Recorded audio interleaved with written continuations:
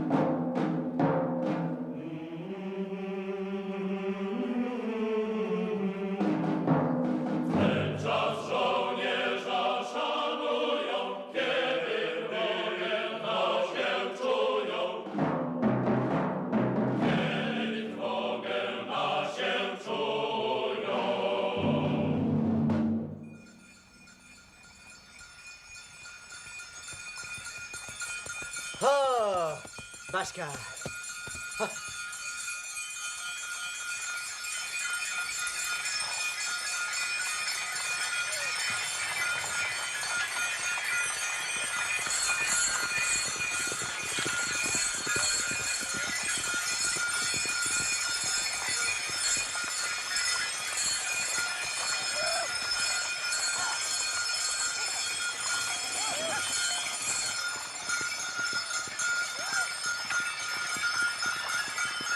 Hej, kulik!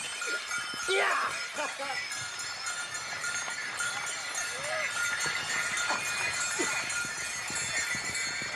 Rancedy! Kulik!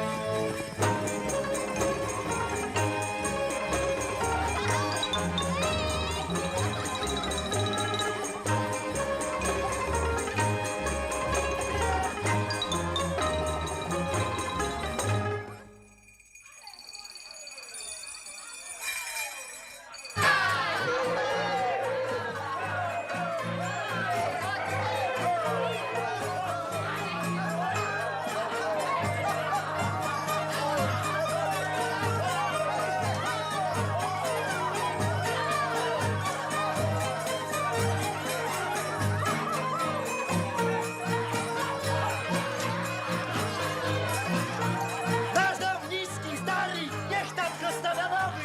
Ja!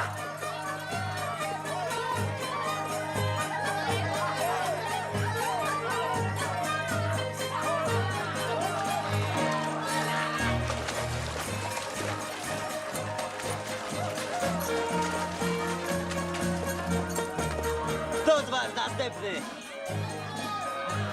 Zimna woda, panicu. Ja was rozgrzeję. Dam czerwony złoty, no jasne.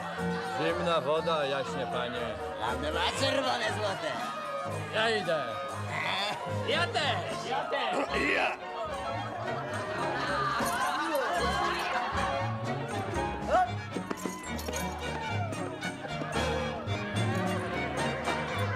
Baśka poterkę!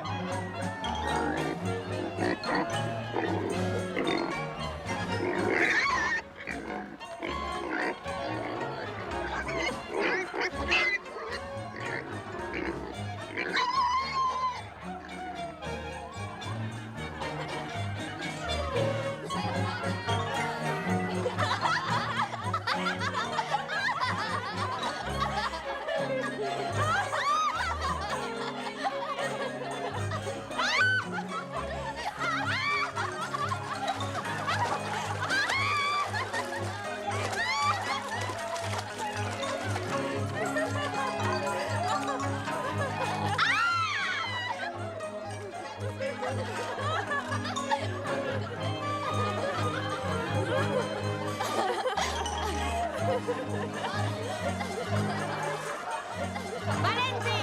Kaśka! Pośpieszcie się! Żywo! Gdzie jesteście? Chleba przynieście!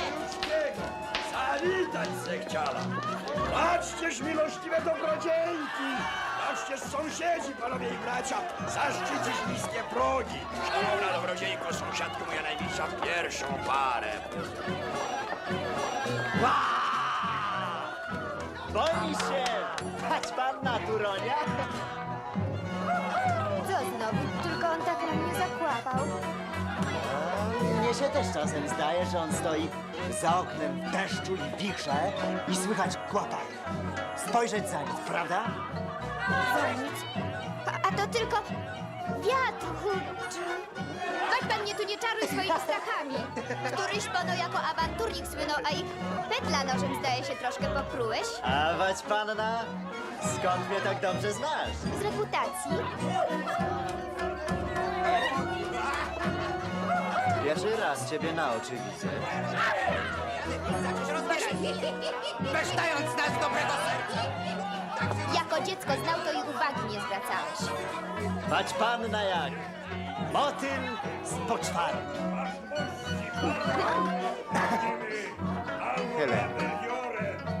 Teraz to Helenka. Kto przed chwilą cioteczkę pożerał oczyma? Nic!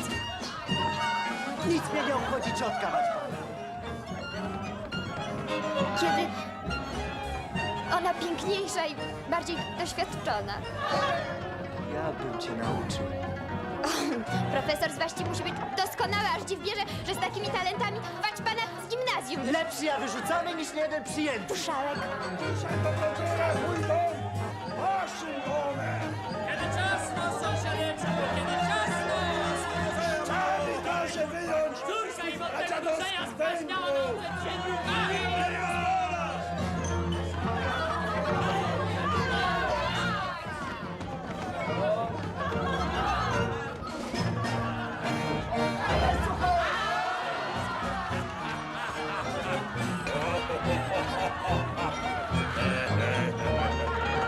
Idź do cioci zmalić cholewki, bo mnie się do cna znudziłeś.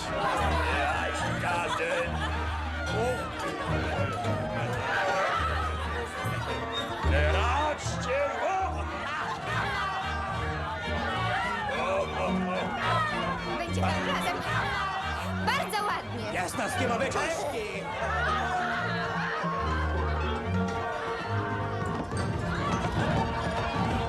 Przebijaj, kundu, bo za uszczepienie zanurzę! Ja tu do reszty oszaleję!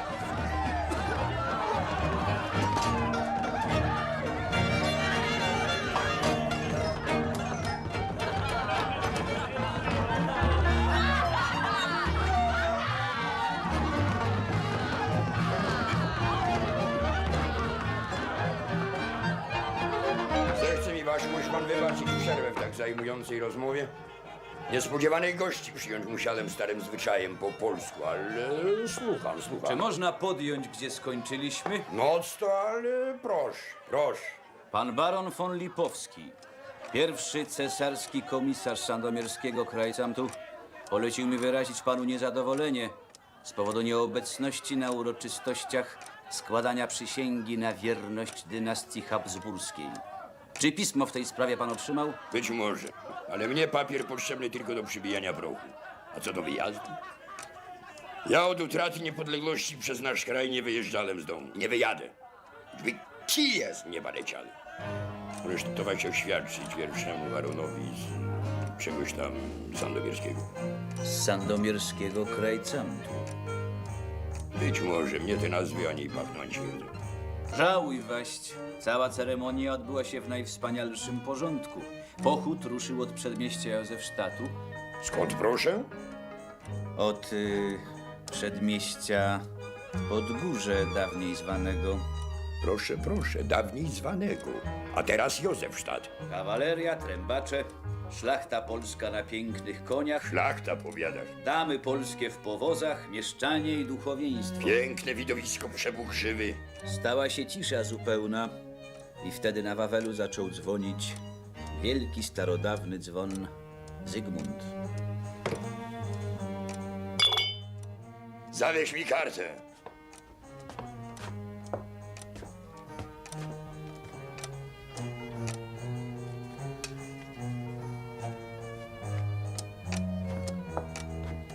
Wieczorem 6000 szlachty się z największą radością bawiło. Milo mi słuchać tego, co mówisz. Bardzo milo. Ja tu jak samotnik w lesie wśród wilków i lisów siedzę. Królewski. Starodawny dzwon Zygmunta. Niechaj moje serce napełni się radością tego dnia. Na wiwat!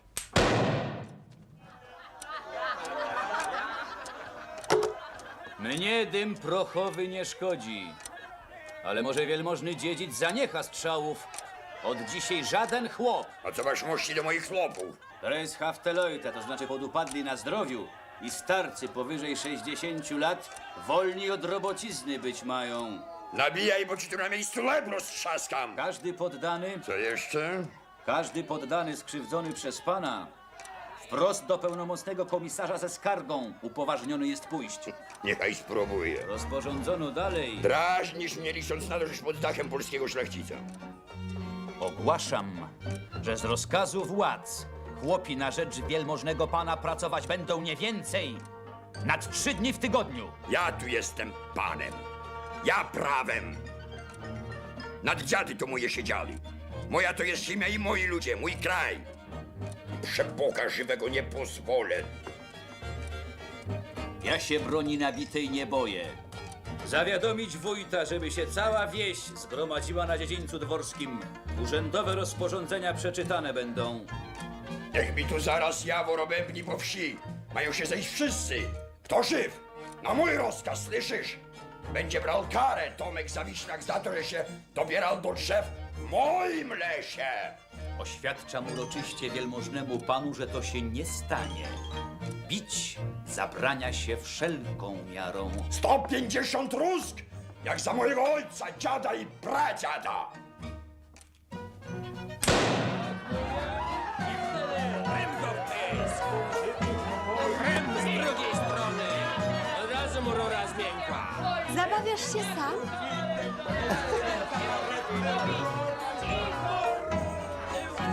Coś się tak przypiął do tego kielicha.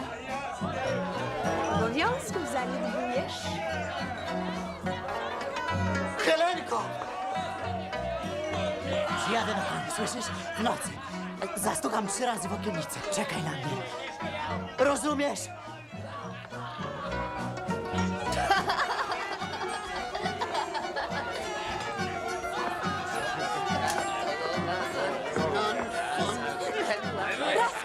Ojciec zobaczy. Cóż to? Cóż to, szanowni dobrodzieje? Miłościwe dobrodziejki, opuszczacie wiejskie progi. Zastukam 3 razy w serce. Zastukasz, zastukasz. Wiesz co? Ty za długo ze świniami przebywasz.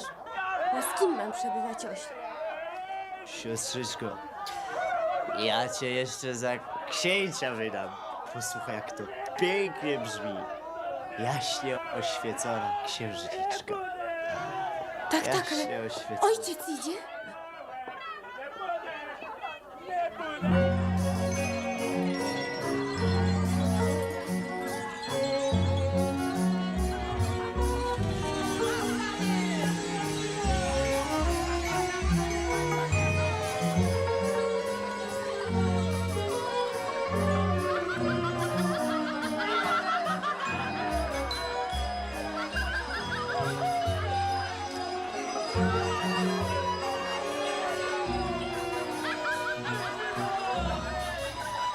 Choć po wizycie każdy w swoją ciągnie stronę. Jak nieznośna na sercu opresja, jaką przed dzisiejszym zwaśność panami i bracią rozstają. Sam na sobie doznaję. I prawdziwie tak ciężka separacja śmierci by się równała, gdyby mnie oba nie cieszyła nadzieja. Żegnaj, gospodarzu, my jedziemy dalej. Żelubot i Willimur inne, przecież się ścisłym i afektów sklejoną obligiem braterskie nie dzielą serca.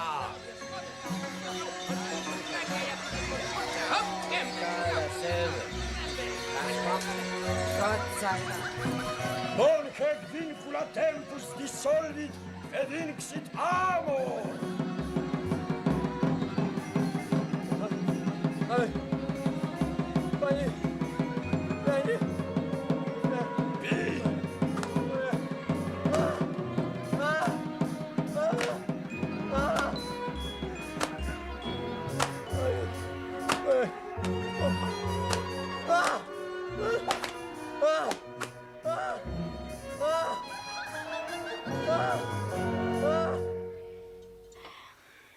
Wódek gdańskich poszło 64, Węgrzyna cała beczka, a miodu...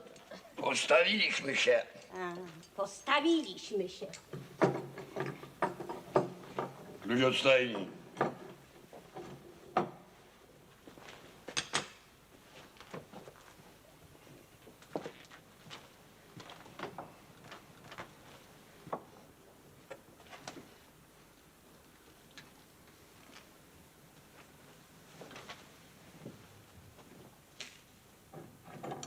Co się tam czaisz? Znów knujesz jakieś lotrostwo. Gdzie jeszcze raz na baśce zobaczę, uszy poobrywam. Jakby mi się koń zmarnował, zabiję. Bierz gazetę. Na czymśmy stanęli? Na liście generała Bonaparte do dyrektoriatu. Jedź dalej. No wyraźniej mości dobrodziej, tak żeby sens było widać. Verona, 1796, 29 Brumera. Czego? Napisano...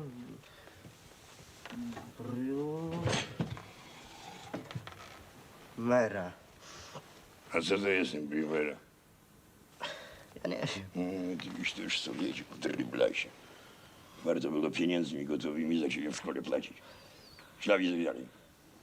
Jestem tak zmęczony fatygami. Obywatele dyrektorowie. Co to są ci obywatele dyrektorowi? No, ja tego nie wiem. Gdyby ci tak chciano wstać, to by się w ucho palnął za to, nie wiem. Zaraz byś zmądrzał. Dowiedziawszy się, że feldmarszałek Alwinzi Wyraźnie. zbliża się do Werony. A i Werony pewnie nie wiesz, co to jest. Wiem. To takie miasto we Włoszech. Mówisz, mądrala. No. Poszedłem z dywizjami generałów Ogero i Masseny. Jak? Masseny wzdłuż rzeki Ecz. Orzesz. Ecz. Generał Ogero Znowu swoje. uchwycił chorągwie, zaniósł je na koniec mostu. Został tam kilka minut, ale bez najmniejszego skutku. Tak widać, Austriak prał tęgo. Zlękli się Francuzi. Rozumiesz, Gapo? Rozumiem. Czytaj dalej. Udałem się sam. Kto udał się sam? No, ten co na początku. Bonaparte. Przytomność moja takie zrobiła na wojsku wrażenie, że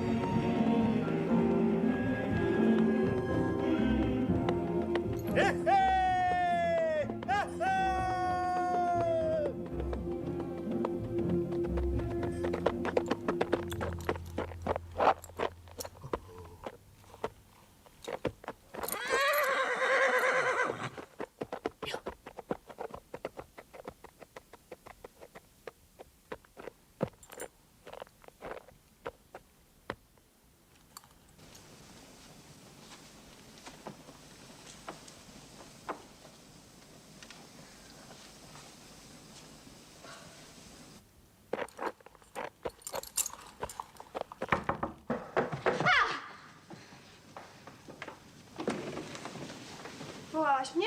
Nie, ciociu. Co to? Psy.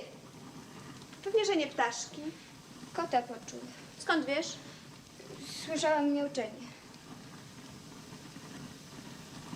Parzenia nie słyszałaś? Nie. Dlaczego ty jeszcze nie śpisz?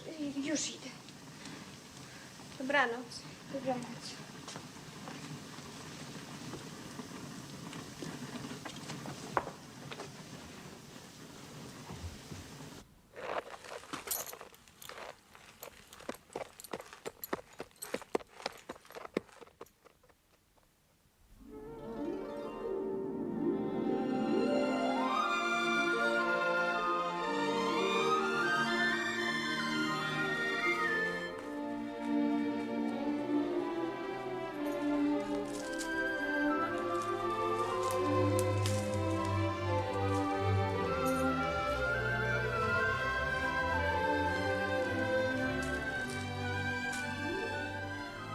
Jednak wyszłaś za mnie.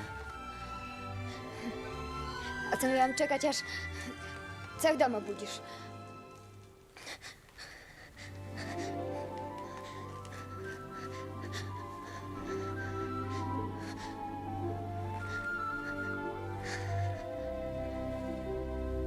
Helena! Helena! Helena! Mokre wąsy. To może na przyszły raz? Ruszcie się! Szukajcie jej biegiem! To szybko! Może na przyszły raz? Szybciej! Co? Przyjechać? Już bez nich, Bez czego? a bez wąsów. Nie trzeba. Jeśli nie miłe. A moru siewać pan nie zachciało! Mokre, powiedziałam. Hańbyś się doczekała! Jutro wać panny odsyłam do rodziców z listem!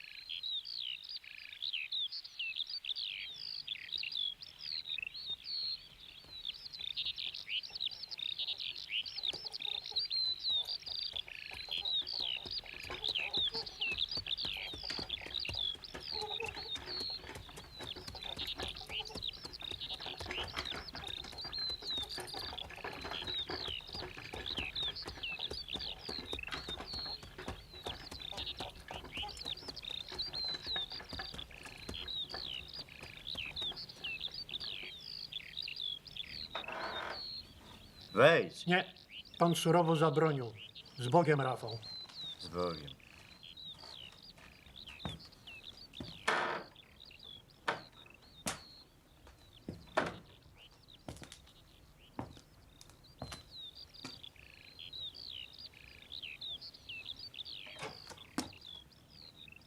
Kto sta? Brat. Pan kapitan słaby bardzo. Choruje. Sam przyjechałeś? Sam. Mama, ojciec, żyją? Żyją. Zdrowi? Zdrowi. Zofka? Zdrowa, proszę brata. A czy ojciec dobrodziej nie kazał powiedzieć? Nic a nic. Jakem wyjeżdżał, to go prawie nie widział. Był w polu. W polu? I nie pożegnał się z tobą? Nie. Bo ja? Mów śmiało. Ja cię surowo sądzić nie będę. Musiałeś tatunciowi coś przeskrobać. Kazał mi precz jechać z domu. A to za co? Bo mu klacz zajeździłem. I za to tylko? Za to Co to za klacz? Baśka. Źrebica po popielatce. Proszę. Nie widziałem jej. Ja. Dawno już mnie w domu nie było. Michcik! Wieczerza! Na dwóch nakrywaj, rozumiesz? Według rozkazu. Widzisz, ja uciekłem z domu bez pożegnania, psami poszczuty.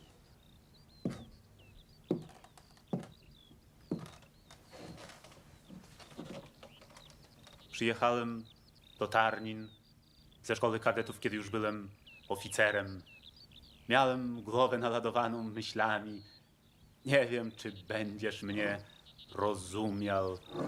Wierzyliśmy, że cała Rzeczpospolita spoczywa na naszym ramieniu i że to my ją wydźwigniemy. Ojciec moją szpadę oficerską własną ręką połamał. A potem tyle już lat. I żeby chociaż słowo. Ojciec nic o bracie nie wiedział. I my tak samo. Cóż mieliście wiedzieć? To, co i o każdym. Pod Szczekocinami skuli mnie prusacy bagnetem. Leżałem na polu między trupami. Ten oto żołnierz wrócił po mnie w nocy, wyniósł. W gruncie rzeczy nie było już po co. Wziąłem tę dzierżawę.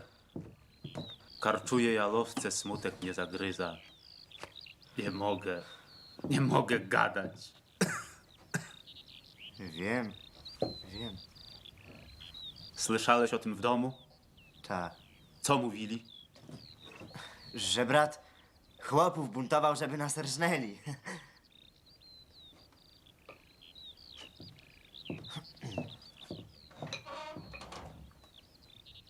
Głupi jesteś, a szkoda.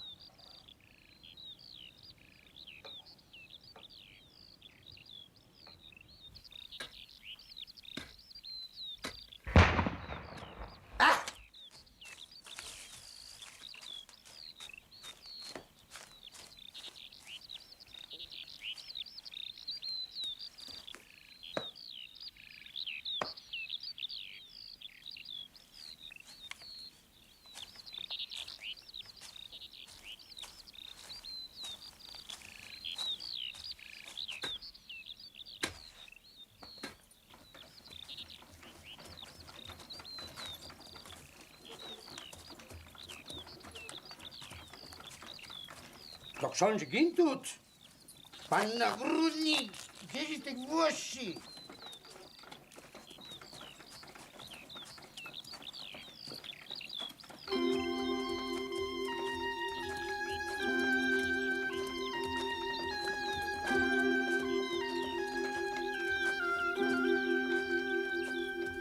Kapitanie, przybywam powtórnie dowiedzieć się o twoje zdrowie.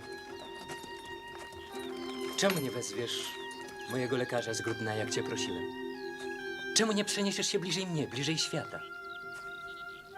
Chciałbym być częściej z tobą, Piotruś.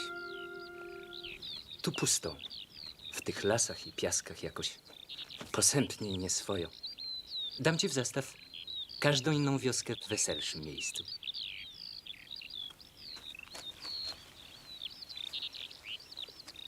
Jeśli wola księcia,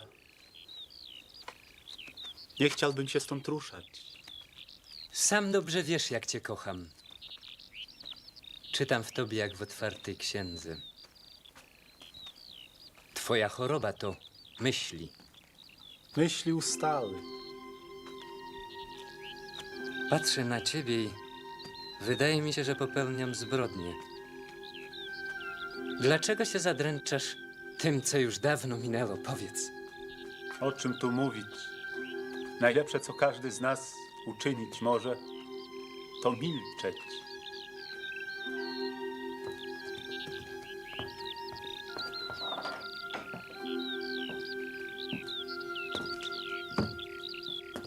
Cóżeśmy mogli robić więcej? Walczyć. Wspomnij. Te stada ludzkiego bydla z szablami u boku, którymi na sejmikach rąbano każdą głowę mądrzejszą. Te pyski, ryczące na rozkaz, te puste, nikczemne, golone łby, które miały władzę stanowić, pożal się Boże, prawa.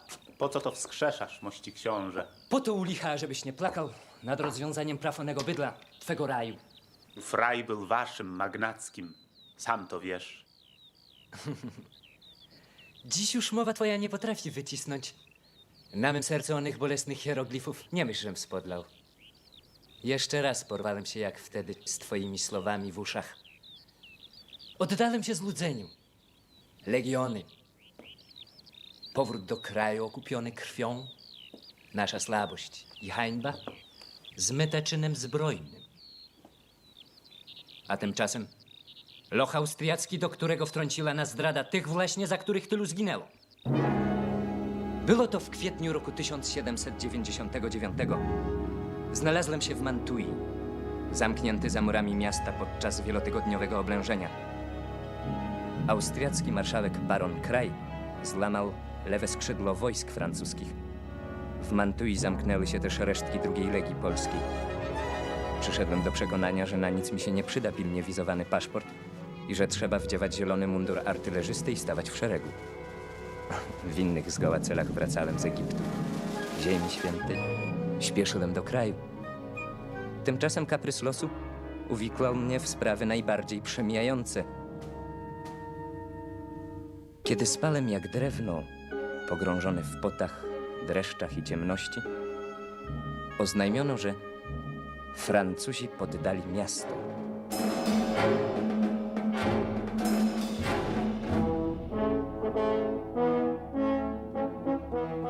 Garnizon wychodził z honorami na podstawie kapitulacji odczytanej w szeregach. Drugi jej paragraf głosił, że wojska polskie będą traktowane pod każdym względem jak wojska Republiki Francuskiej. Legia miała rozkaz zamykania kolumny. Wojska francuskie wychodziły przed nami.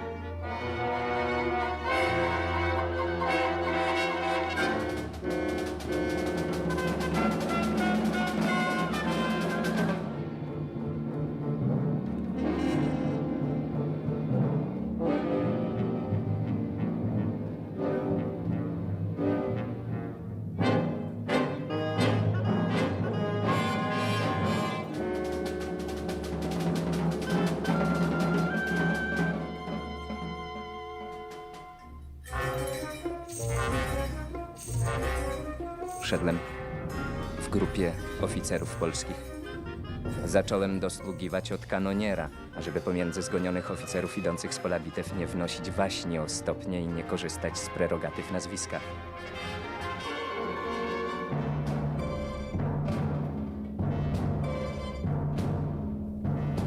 Nie spodziewaliśmy się niczego. Myśli zmącone od malarii plątały się i gubiły. Halt!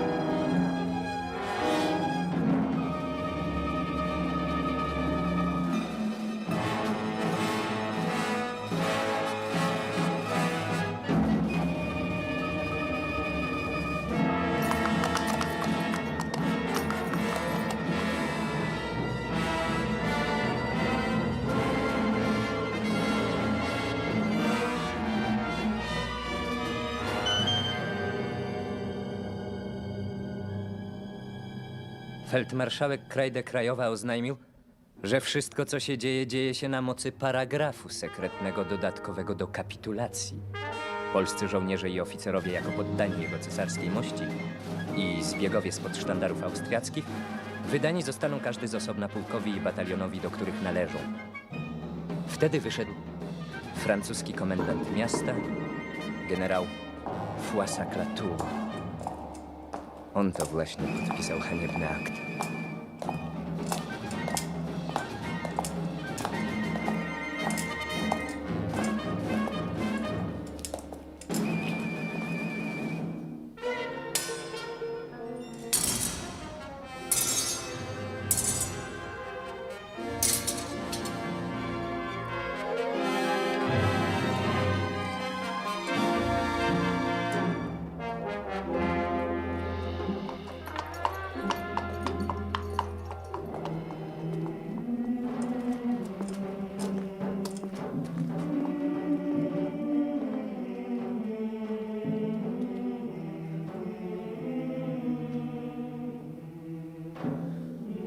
W cóż się obróciła rozpacz nasza?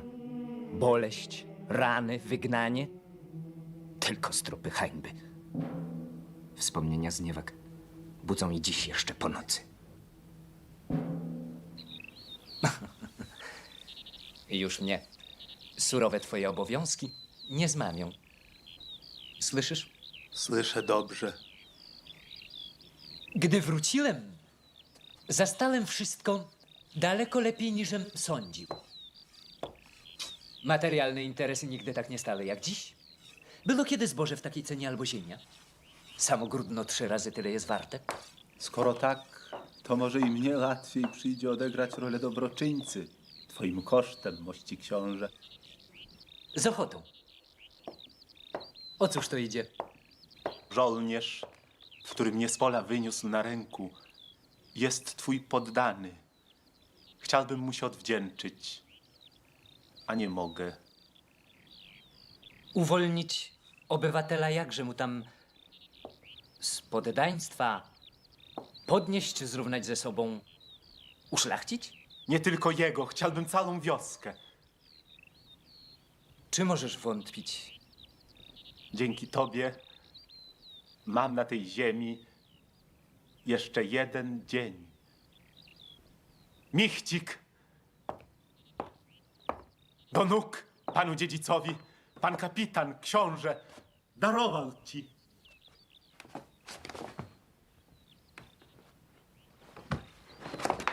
Nienawidzę tych czułych scen. Brzydzę się nimi. Nie każ mi znosić jednego. Uścisków motlochu. To żołnierz, taki sam jak ja i... Wyście to wyzwolili motloch, żeby się ośmielił na nas rękę podnieść. Nie mów już więcej do mnie, mości pani. Zdałbyś mi, wać pan, rachunek z takiego rozkazu, gdybyś mógł ustać na nogach. Rachunek? Rachunek zdać jeszcze mogę.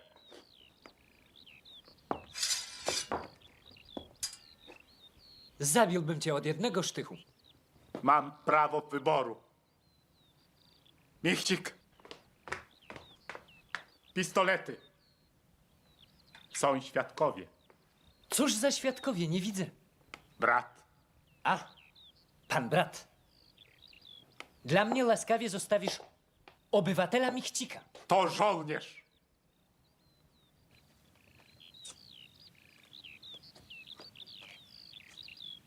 Raz, 2, 3, 4, 5, 6, 7, 8, 9...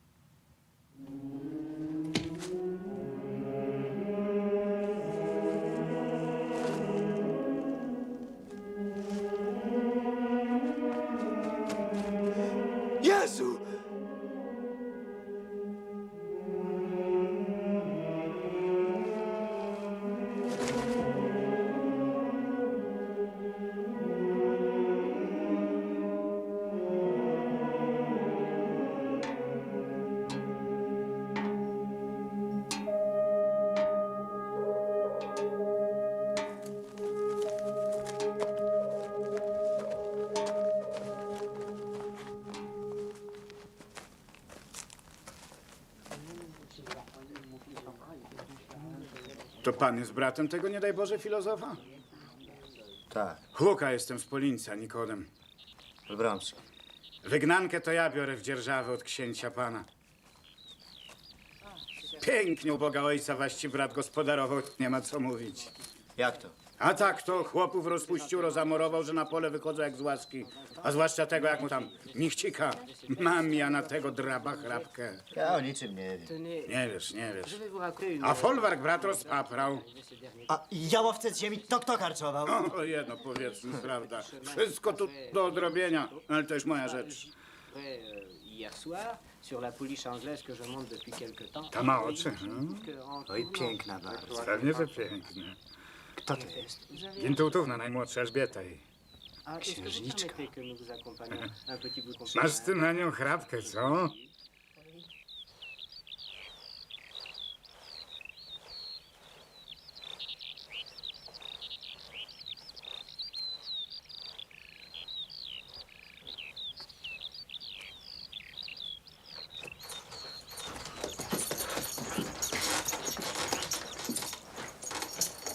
Montez avec prudence. Faites attention en chemin.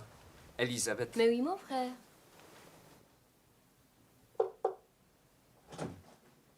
Wszak się nie mylę. Tować pan jesteś bratem kapitana Olbromskiego. Tak jest. Powiedz mi, czy rodzice żyją? Tak jest. A zawiadomiłeś ich o pogrzebie? Tak jest. To dobrze. Szkoda, że sam nie pomyślałem o tym. Może należałoby zaczekać z pogrzebem, Zaczekać? Na nich? tak? Rodzice i tak by nie przyjechali. A to dlaczego? Bo są wiekowi. A zresztą co? A zresztą mieszkają daleko. Tak. Notować pan sam będziesz musiał zawieźć smutną wiadomość do domu. Brat waści był mi powiernikiem i przyjacielem za dawniejszych lat służby obozowej. Dlatego to rozmowy nasze miały nieraz charakter dość ostry dla tych, którzy nie znali naszej przyjaźni. Może to i waści wydało się niemile, żem dość ostro przymawiał bratu wtedy. Ależ nie. Nie trzeba o tym mówić nikomu. Ludzie by zaraz roznieśli po świecie, żeśmy się z bratem rozstali. Skłóceni. Sam wiesz, że rozstaliśmy się w zgodzie, chociaż dyskutując. Tak. Zwłaszcza nie należy o tym wspominać rodzicom. Mogliby z żalu wyobrazić sobie. O, ja nie. Mości książę. Słucham? Ja do domu wrócić nie mogę. A to dlaczego? Proszę księcia pana, my obydwaj z bratem. My. No to proszę więc wać pana do mojego domu. Zabawisz, póki zechcesz. Odjedziesz, kiedy zechcesz. Mnie wspomnienie brata Waćpana nie pozwoliłoby dłużej bawić w tych stronach. Wyjeżdżam do Warszawy. A ty zechciej dom mój Gródno traktować jako swój własny. Możesz napisać rodzicom, że miałem z Piotrem rachunki pieniężne. Winien mu jestem, a więc właśnie będziemy się rachowali. Dołącz teraz do nas.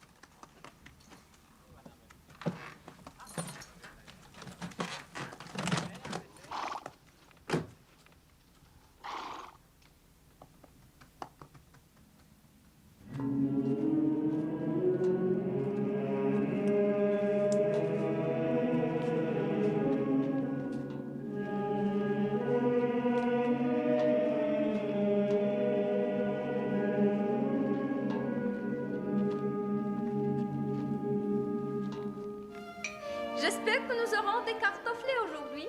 Moi qui déteste ces kachagretjana, kachayenchmienna, dont vous nous gavez à plaisir, monsieur mon frère. Nous méritons bien cette récompense pour l'interminable enterrement que vous nous avez fait subir.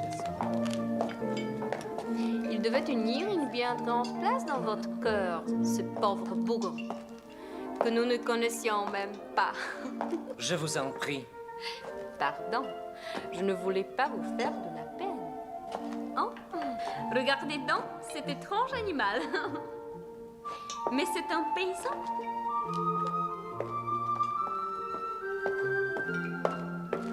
Vous frayez avec la racaille maintenant? Elisabeth, je vous interdis ce langage. Après déjeuner, je vous quitte. Je vais à Varsovie. Veillez à votre clavecin. Et soyez plus humaine. Nous vous accompagnerons tous, n'est-ce pas, quelque bornes? Soyez bon, permettez. Je permets.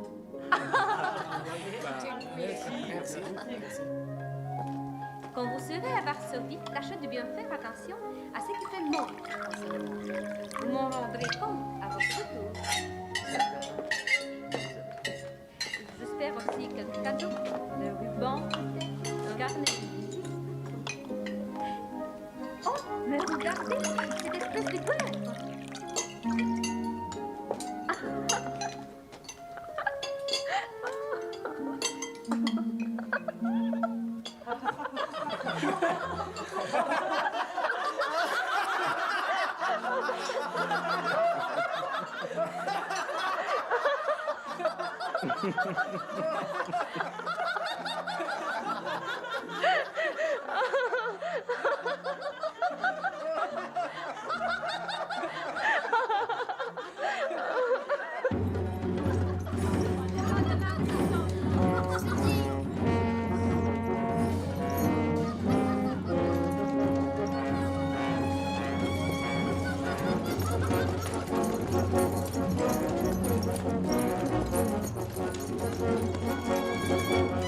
Allez, courons, à qui plus vite?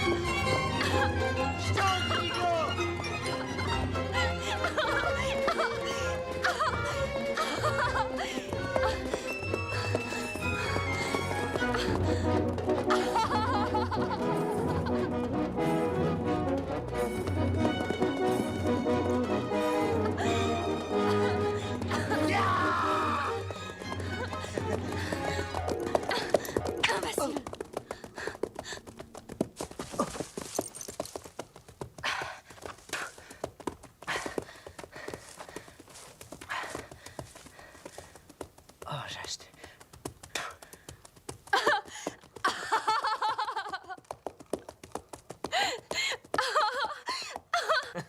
Et voilà, et bon voyage, et puis...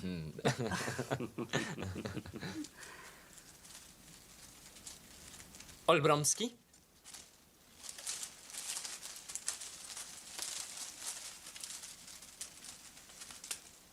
Pozwól do mnie.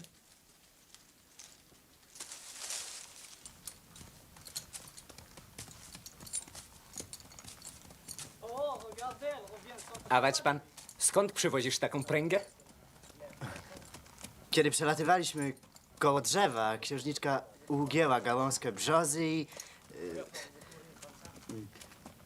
i łaskawie puściła na mnie. Wać pan, szkoły kończyłeś. Tak, w Sandomierzu. Łacinę grekę znasz. Tak jest. Pojedziesz zatem ze mną do Warszawy i będziesz mi, jeśli zdolności dopiszą, sekretarzował. A teraz jedź do chłuki, oczyść się i obmyj. bo cię wezmą na języki i wyśmieją.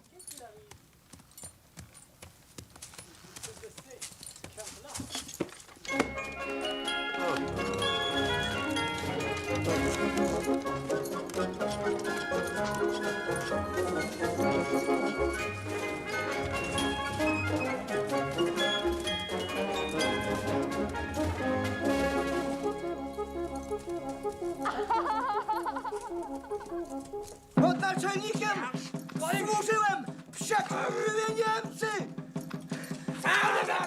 Szanuj mnie, psie żołnierza! W bitwach byłem! W Ośniu!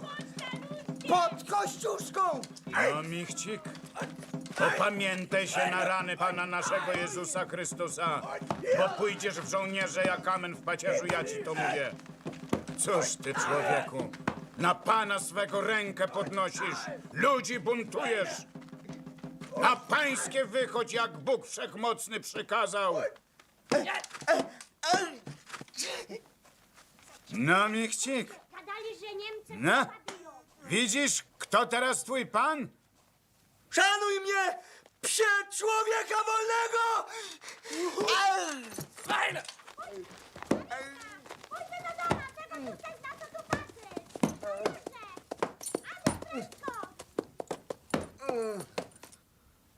A, Olbromski, witam, witam. Panie Chucha, co się tu dzieje? A co, nie widzisz? Ale czekaj, a kto cię tak urządził na buźce, co?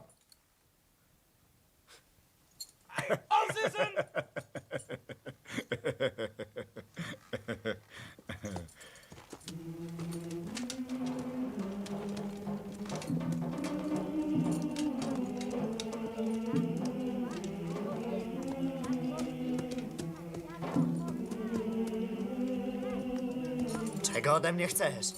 Co ja mogłem zrobić? No co się tak na mnie patrzysz? Ja! Ja! Czego?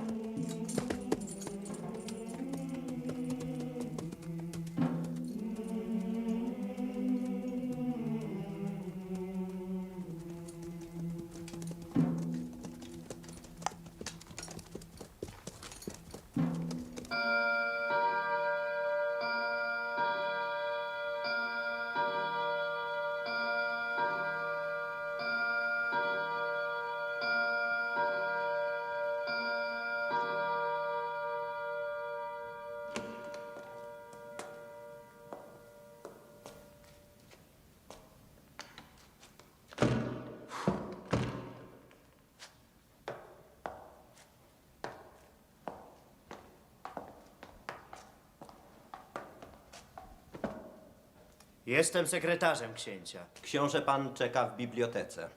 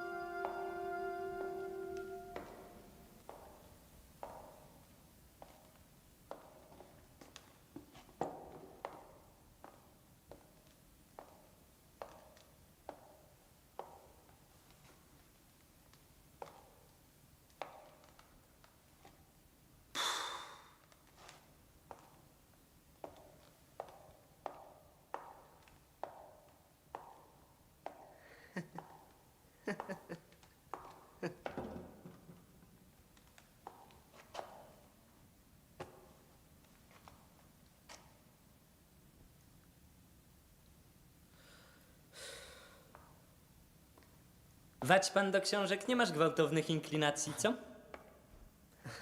Siałeś pszenicę sandomierkę, żyto, a nawet jęczmień? Tak jest. I znudziło ci się do cna? Znudziło. Tęskniłeś do świata. Tęskniłem. Widzisz, ja włóczyłem się po świecie. Byłem we Włoszech.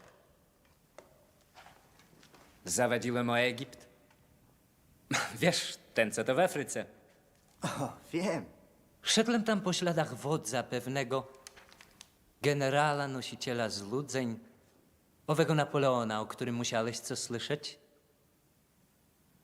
Byłem w Egipcie po wojnie, która się tam rozegrała. Tymczasem te piramidy, sfinksy, miasta, zaginione obeliski. Tak mnie, rozumiesz, wzięły, że zapomniałem o celu swej podróży.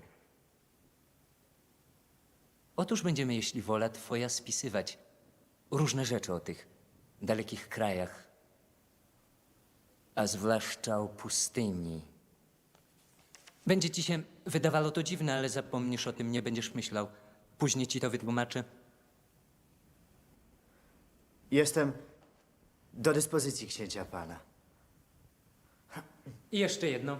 Wkładam na ciebie obowiązek milczenia o tym wszystkim, co tu będziemy pisali, czytali, mówili, robili. Chcę, abyś od pierwszej chwili przyzwyczaił się do tego, że nic o mnie nie wiesz, nie słyszałeś, nie rozumiesz. Dasz mi na to uroczyste, szlacheckie słowo. Czy możesz? Daję słowo honoru. Masz tu pokoi bez liku. Wybierzesz sobie, który ci się podoba. Będziesz musiał poprzestać tylko na jedynym służącym, którego tu trzymam. A teraz czytaj.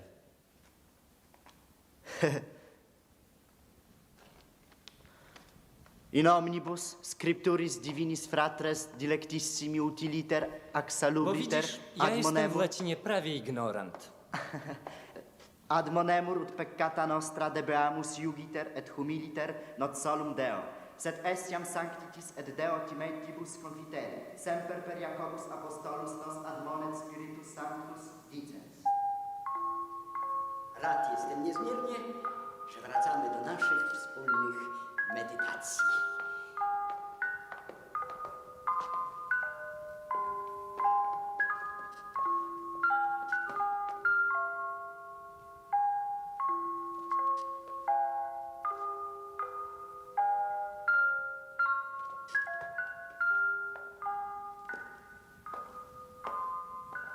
Mam zaszczyt przedstawić mego sekretarza. Tak, bardzo przyjemnie poznać. Dzięki niemu posuwam się coraz szybciej w swej pracy. To bardzo dobrze. Pan przyjeżdżasz wprost ze wsi? Nigdy tu nie był, nikogo w Warszawie nie zna, nieprawdaż? Tak, prawda. Przez kilka lat sam siał, orał. Praca na roli to najwyższe szczęście, jakiego można dostąpić. Tak sądzę, tak z głębi serca mniemam. Nigdy nie byłem do tego stopnia szczęśliwy, żeby tej łaski dostąpić. Czyś pan widział kiedy taką chwilę? Czyś patrzał na to, jak naga ziemia drży pod słońcem? Jak wody stojące na niej polśniewają raz w raz, a mech drobnej trawy schyla się i wałęsa jakby nikły dym. Widziałem. U pelasgijskich ponoplemion wykwita inne widziadło, którym tylekroć poiliśmy się z księciem, nieprawdaż? Tak jest, mistrzu. Ja bardzo przepraszam, że nadużywam cierpliwości. Raczysz przebaczyć gadatliwej naturze żołnierza. Ależ, miłościwy panie. A teraz idź na miasto. Chwali ci się, że nie ciągnęło cię dotąd. Jest to próba, z której wywiązałeś się lepiej, niż mogłem po twoim żywiołowym temperamencie się spodziewać. Ilekroć zetknę się z pięknym światem Greków, staję się poganinem. Wzruszenie moje jest tak leniwe, tak poziome. Jeśli coś mnie jeszcze wzruszyć może, to wiosna. A teraz wróćmy do Augustyna. Bądź na rozgrzewne szklane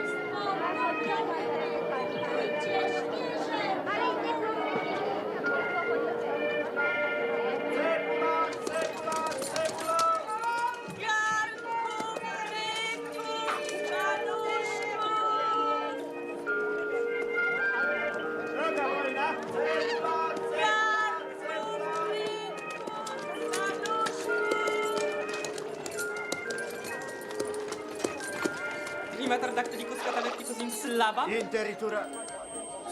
Versus simpliciter catalecticus? Lidia dic per omnes tudeus oro cur propere samando perdere. Lidia. Nie będę się żenił, nie będę się śpieszył. Będę się umiskał, dziewczęta ciężko. Oj, Dana! Krzysztof Cedro. We własnej osobie. Co robisz w stolicy, umizgasz się? Umizgam. Do kogo? Do księcia Gintuta. Do Gintuta? Ty? Co w tym dziwnego? Od kiedy jesteś w Warszawie? 5 miesięcy. 5 miesięcy w tej trupiarni. Jak to? Pałac? Ty do Gintuta nie masz szczęścia. Żartowaria? Nie wiem, I co ty tam robisz w tym pałacu? sekretarzuję. Odkąd polski niemańk tu żadnego urzędu nie piastuje. A co ten twój książę tak sekretnie pisze? I ty mu pomagasz. To tak głupio brzmi, aż abominacja bierze. Co mam robić? Nikogo tu nie znam. Znasz mnie.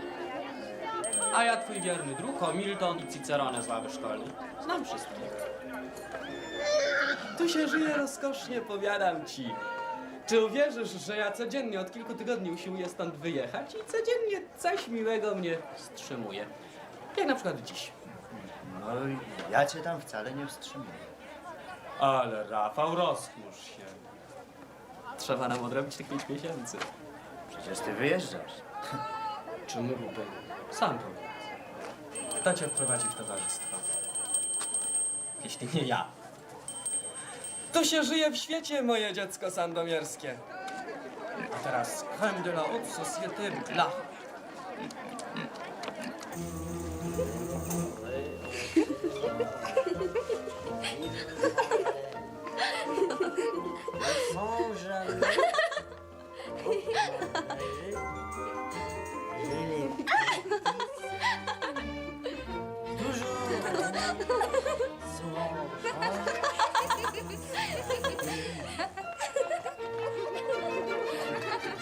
Czy książę pozwoli? Tak żeście zgałganieli, że chcecie wybić ostatnią granicę wolności klubowej. No, nareszcie! Książki! Dowiedz mu!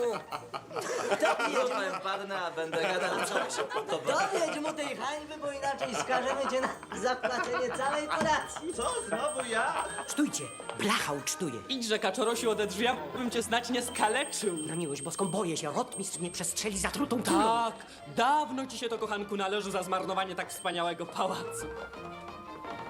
Ty kanalio. Tłumaczę dla ludzie, który jest niepotaminy. Należy do stanu trzeciego. A ten w szlafroku to kto? Książę. Jaki książę? Książę Józef Poniatowski, baranku.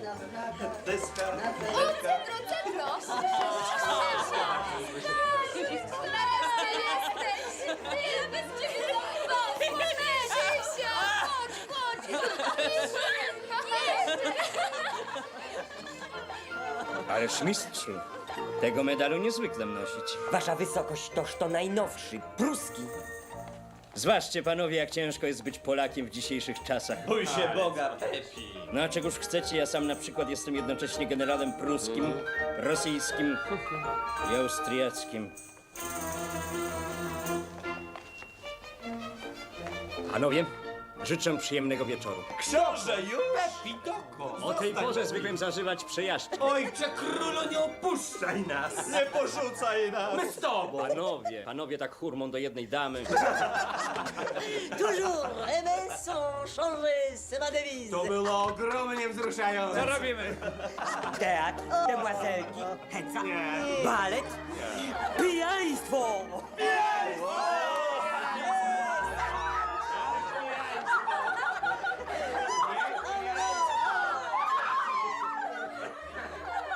A, Krzysztof, ktoś ty nie pojechał? Kto śmiał? Mój kuzynek, panowie pozwolą? Olbromski, dziedzic sandomierski. Polaku, siadaj z nami. Liścika? Jak zwykle po dusiu. Nie turbuj się o pieniądze, graj śmiało. A ciebie mości Cedro, tatuś obedrze ze skóry. Mówimy tu o niejakim Wojsiatyczu, który chciał wejść do najprzedniejszego towarzystwa, a dostał się wprost na zebranie masonów. Kazali mu... Musisz znać, kawalerze. Nie mam pamięci do hołoty. Osobliwie, gdy przyjdzie długi oddawać. Karciane! A bać pan z jakich olbromskich? Jeśli łaskaw. Z szaranych. Sandomierskiego mówiono. A, za... No, a teraz dosyć tego i dawać tu katolicki. Kaczorowski! Pedro, to się do ciebie nie stosuje. Ty jesteś pojem może, nie dziw Boże Boże. No, że co? Nie pamiętam. Piję w twoje ręce, bracie. Jak ci na imię? Rafał? Iterum Rafał. Iterum atque iterum.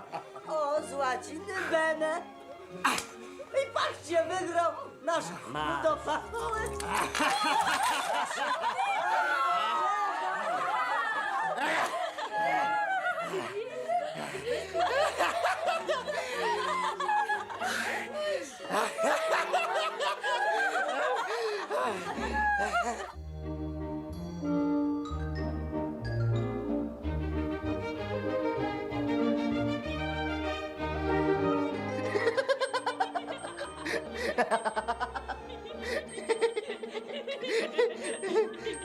Ej, mości Cedro, żywe to czy nakręcane? Daj klucze. Zostaw go, to człowiek. Bliźni. Nie uwierzysz, ale my też ludzie. Zupełnie jak prawdziwy. Olbramski. Ty musisz być krewniak Piotra. To mój brat. Ano. A gdzie on teraz, ten mizantrop? Umarł. Szkoda chłopa. To nie był taki łajdak jak ty i ja. Nie był. Ty też jesteś łajdak. Bo gdybyś nie był, to byś się z nami nie włóczył po nocy. Piotr to był mądrala. On wiedział, że my przepijemy wszystko. I przepiliśmy cały kraj.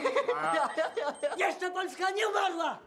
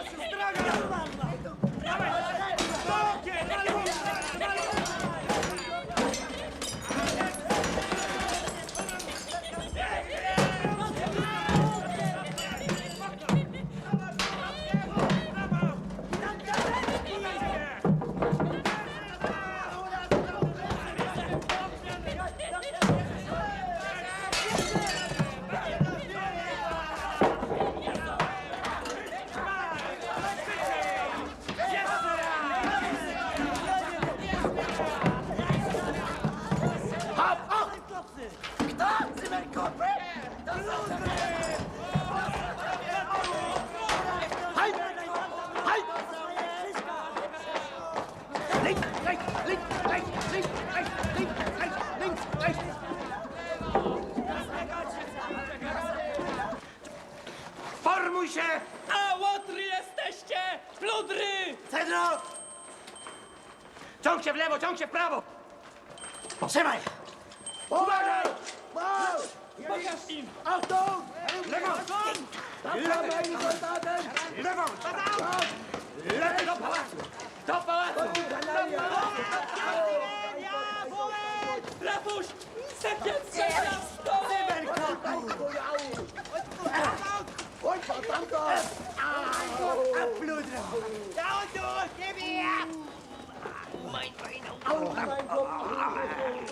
Sacker!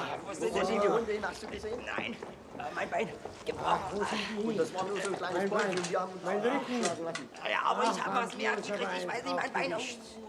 Wo sind die denn? Wir uns zusammen. Wir müssen nach Franz. Ich kann nicht. Ich. Eine Niederlage.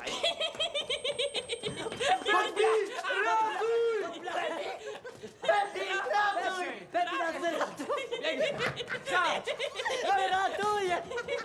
Szybcie! W porządku! Na śniadanko! Na śniadanko!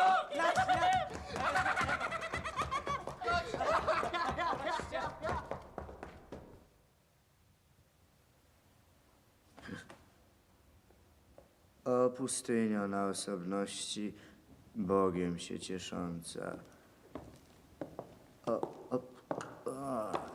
Puszcza. kwieciem Chrystusowym kwitnąca osobności.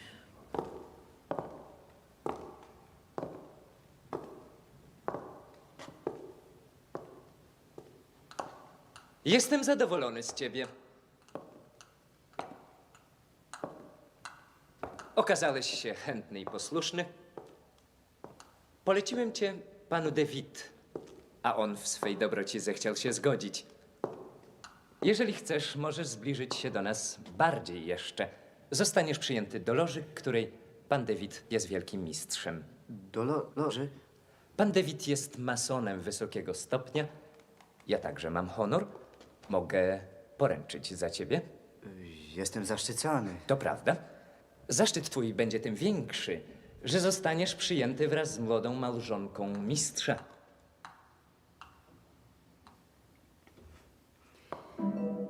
My ufamy naszym braciom bez zastrzeżeń.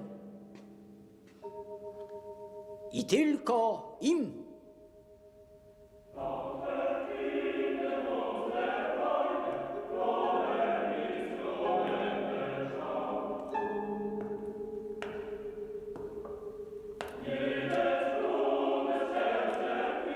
Chciej powiadomić światowemu o 7 naszych obowiązkach. Zaufaniu, szczerości, posłuszeństwie, łagodności, cierpliwości, odwadze i milczeniu. Czujesz się zdolnym do nienaruszonego zachowania tych obowiązków? Tak. Skoro tak zapewniasz, będę musiał cię doświadczyć. Czy odważysz się przejść przez próby? Tak.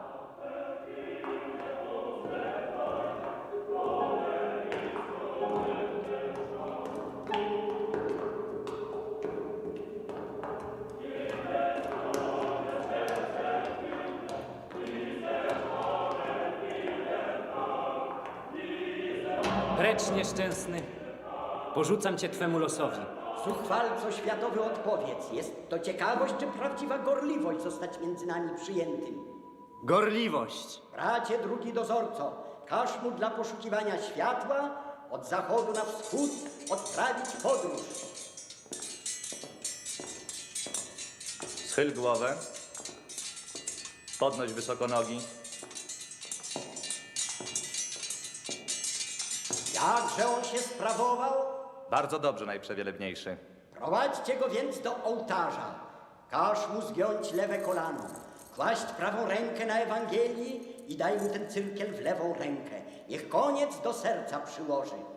Do porządku, bracia moi! Przysięgam przed Bogiem Najwyższym, całego świata budownikiem, na honor i zbawienie moje i jako skrytości mularstwa z największą u siebie zachowam pilnością. Na potwierdzenie przysięgi całuję słowa Zbawiciela mego. Bracie poświęcicielu, przybliż czarę do krwi. W imię najwyższego całego świata budownika, w imię najpoważniejszej loży wolnych masonów, przyjmuję cię za ucznia mularza. Wstań! Czego żądasz? Światła. Zordnung! Przewielebny dozorco, udziel nowo przyjętemu wielkiego światła.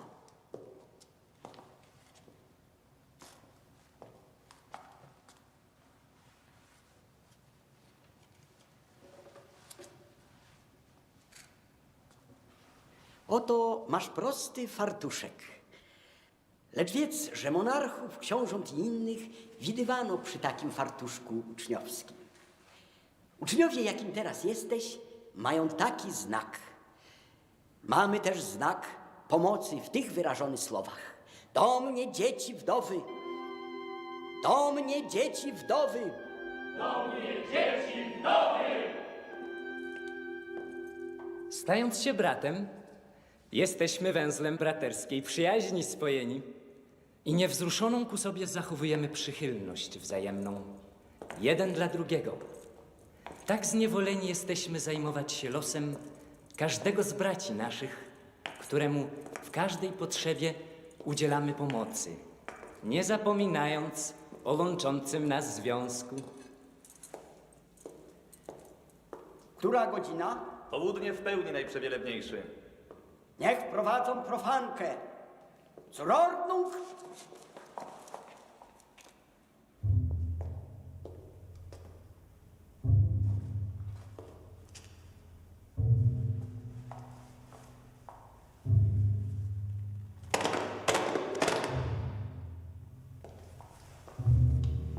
Kobieto, kto jesteś?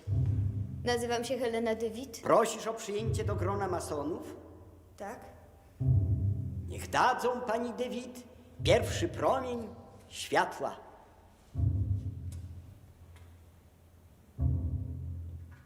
Biały kolor tego fartuszka niech cię nauczy, jak niewinną ma być twoja dusza, jak czyste mają być obyczaje. Pozwól, abym ci dał pocałunek pokoju. A ty go oddasz braciom, również jak słowo feix, znak i dotknięcie.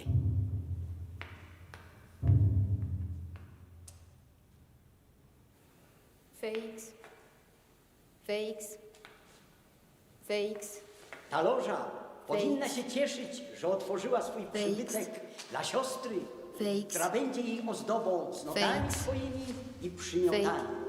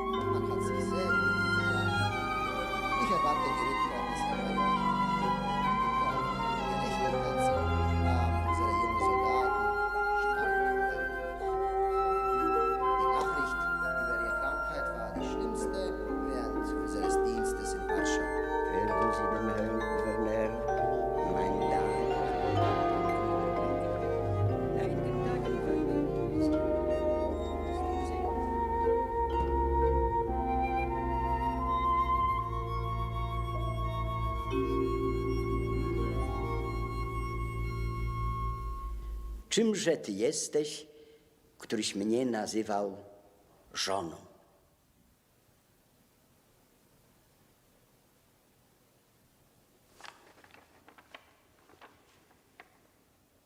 Czy patrzę na fale morza, na widoki ziemi, na obłoki nieba, widzę jego spojrzenie. Za jego szczęście dałabym sobie bez żalu uciąć rękę. A ty potworny jesteś i obmierzły w twojej mądrości i dobroci. Z uśmiechem cnoty na ustach i odszukania po ziemi prawdy, ze zmarszczkami na czole, czymże ty jesteś, któryś mnie nazywał żoną?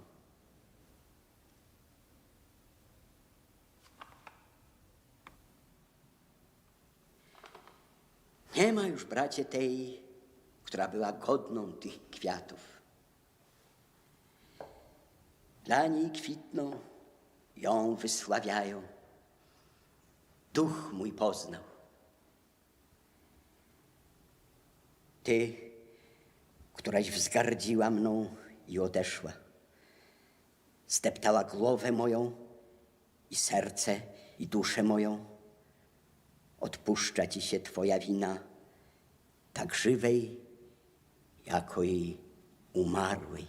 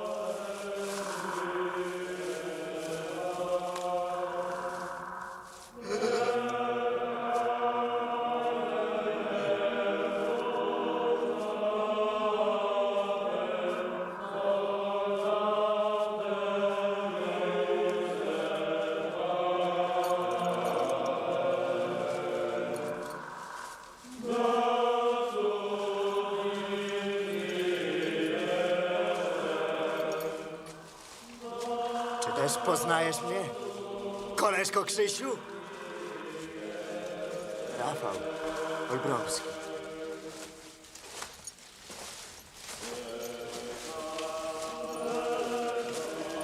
Rafał! Skąd się tu wziąłeś? Chcesz mi dopomóc w nieszczęściu? Na Boga, co ty tu robisz? Jestem w ostatniej nędzy. Rafuś, miłosierny Boże, co też ty mówisz? Czy do Warszawy wracasz? Broń Boże. Do domu więc. Nie pytaj mnie. Skąd ty tu w takim stroju? Nie pytaj!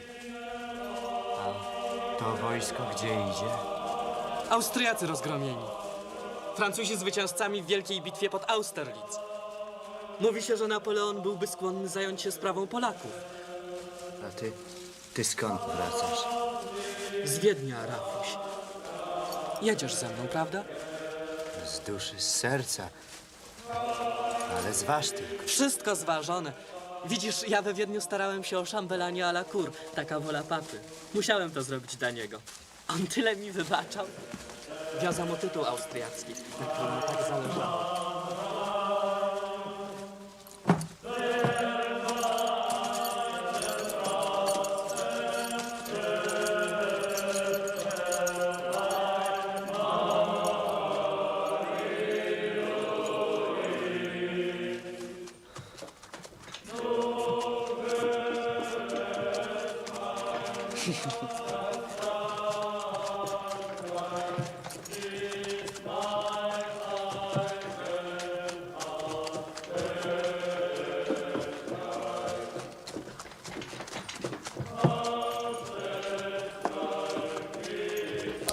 Powiedz mi, jaki miesiąc mamy? Listopad, Rafuś. Już listopad.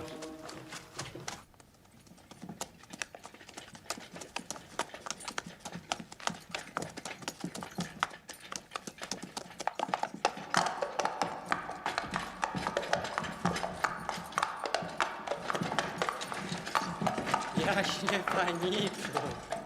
Nareszcie. Co za radość.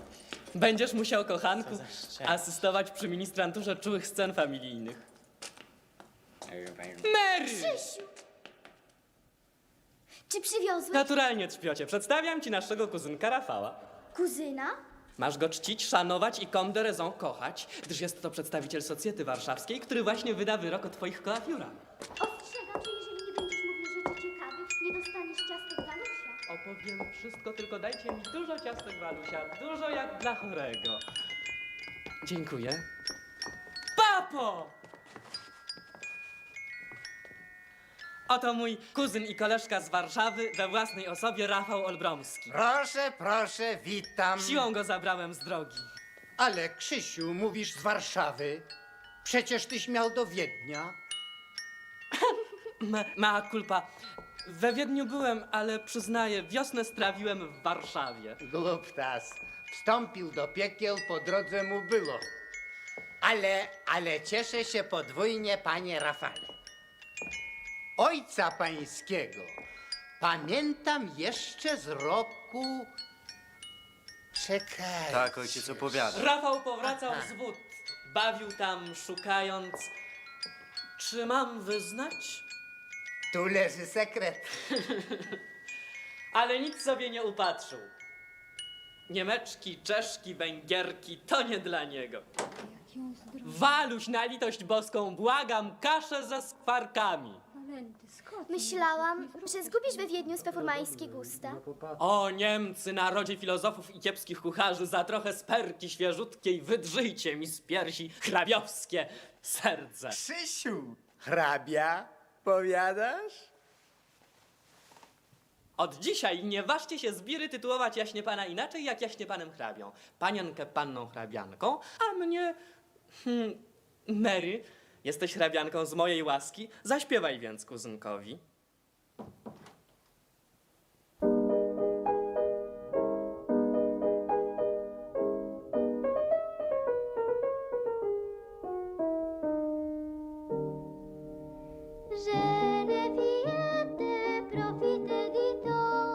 La violette s'accueille au printemps.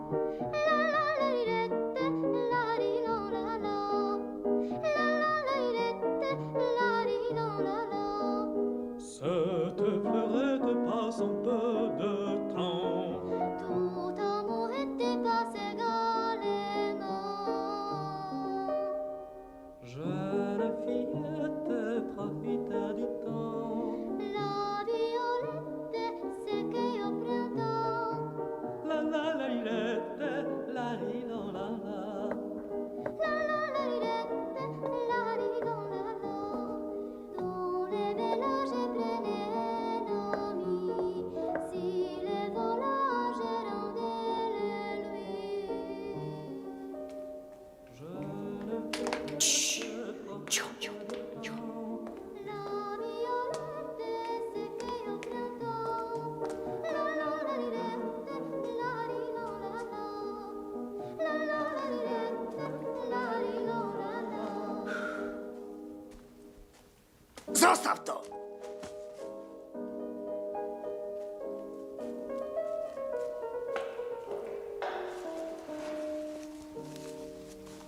Jeune fillette, profite du temps. La violette s'accueille au printemps. La la la lilette, la li la la la. La la la lilette, la li la la la. Cette fleurette passe un peu de temps. Tout amour était passé galement. Umrzyjmy już. Byłoby tak jak teraz, tylko już na zawsze, bez odmiany. Tak jakbyśmy spali i nie mieli się zbudzić nigdy więcej. A jeśli nie? Jeśli tam nie ma nic? To jest kres, Rafał, granica.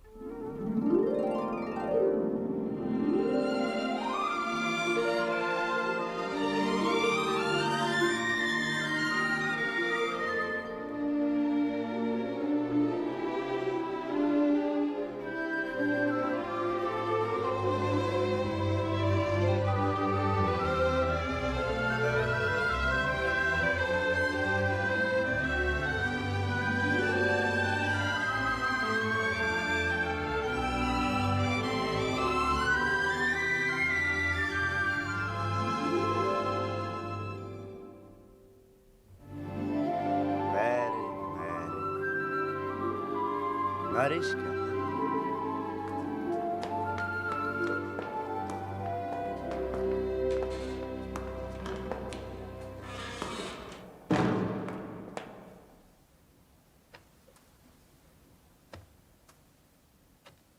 Żebrak, dam mu grosika.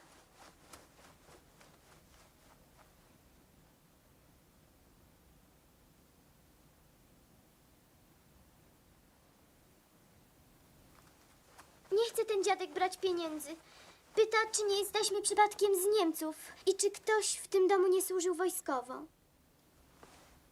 Mary, idź do domu.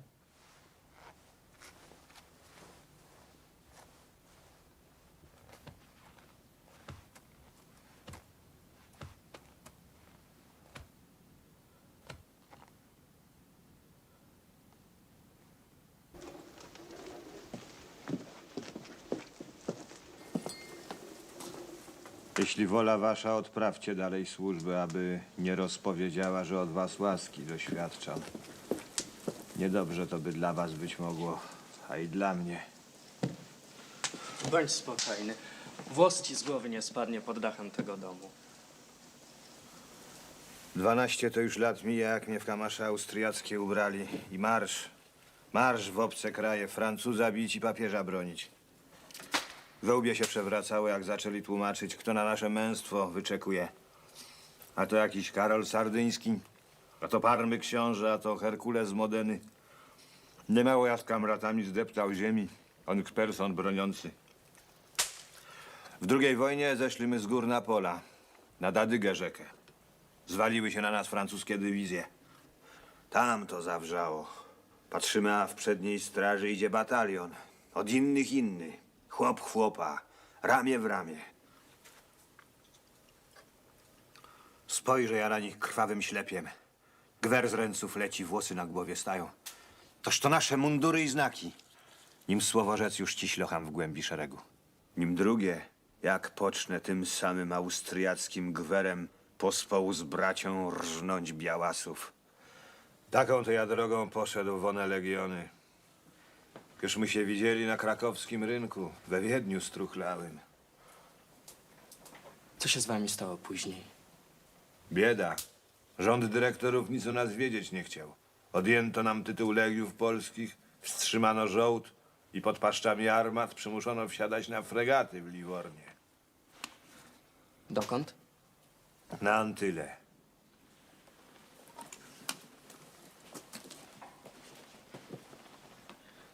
Opowiedz nam coś o tym, bo my tu na zagonie wiemy ledwie coś niecoś. Och, wyspo, zdałaś się rajem, gdyśmy cię z dala ujrzeli. Ale szybko przyszło ocknienie. Przysłali nas bunty murzyńskie tłumić. Pierwszy konsul Bonaparte nakazał niewolnictwo na powrót na San Domingo zaprowadzić. Nowa to była dla nas wojna. Raz było tak. Służyło u nas 400 murzynów, których my podejrzewali o zdradę. Co z nimi robić? Jeden jedyny nasz batalion pana Bolesty nie utrzyma w karbach tylu murzynów. I to z bronią. Puścić na wolność, to pójdą do wroga. Trzymać, zdradzą. Generał Freycinet, nasz nowy dowódca, Francuz rodowity, rozkazał czarnym wystąpić do apelu jak co dnia. Zwyczaj wojskowy każe do apelu stawać bez broni. Murzyni nie spodziewali się nawet.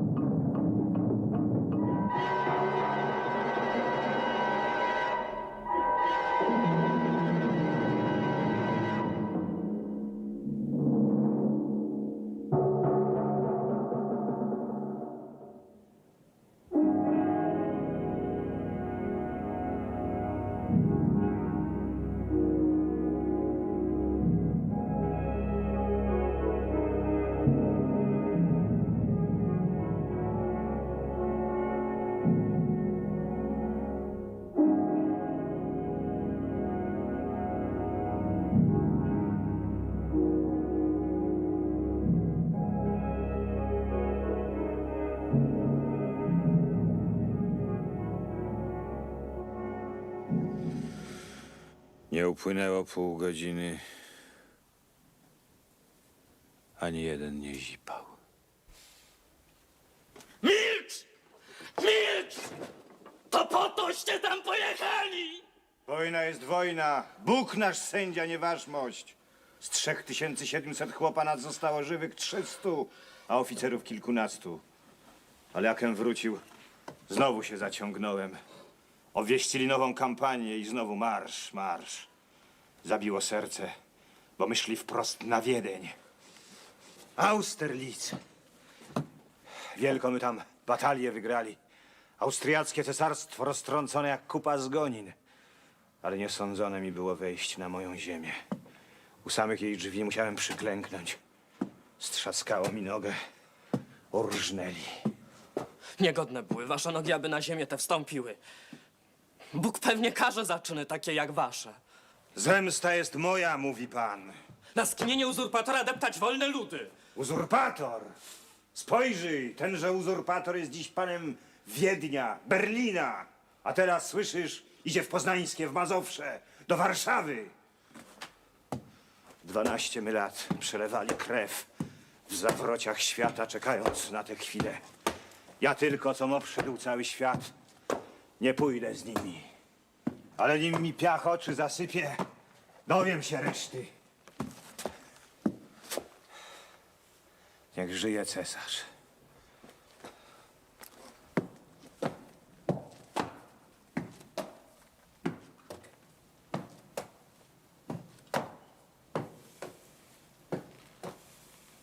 Rafał.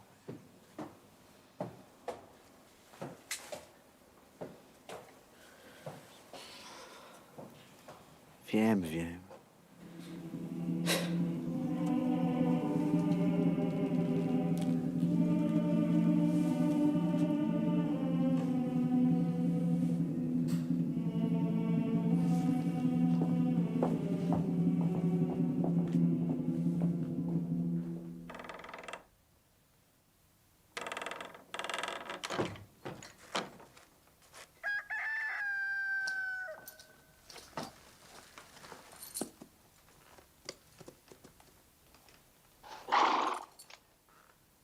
Siostrzyczko, jak trochę odjedziemy, powiedz papie i przeproś go.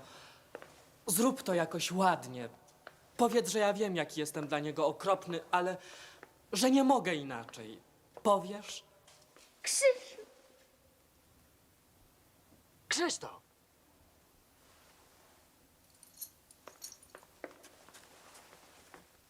Uważajcie na siebie. Tak zimno.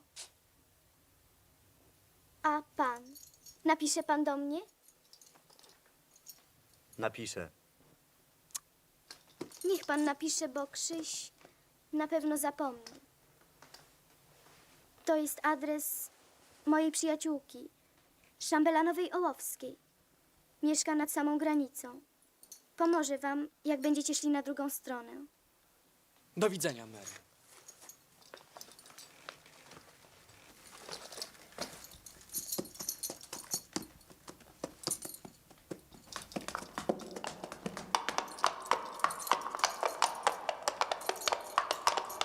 Krzysiu! Krzysiu! Każę zawołać parobków! Zwiążę, zamknę! Ja!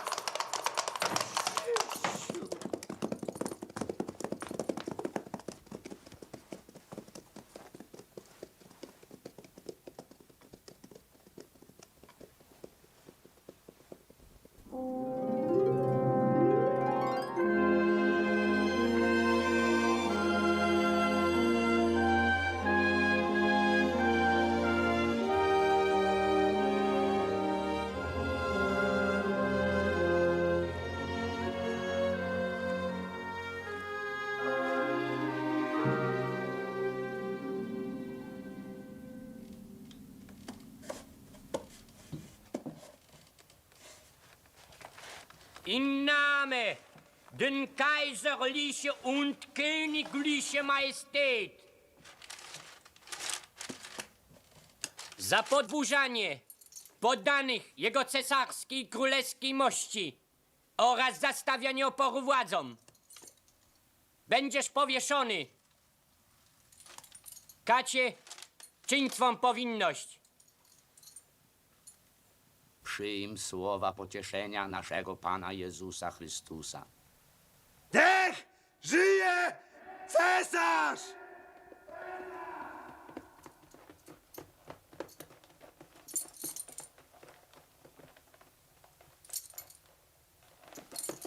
Ludzie! Jesteście wolni! Cesarz tak powiedział! Niech żyje cesarz!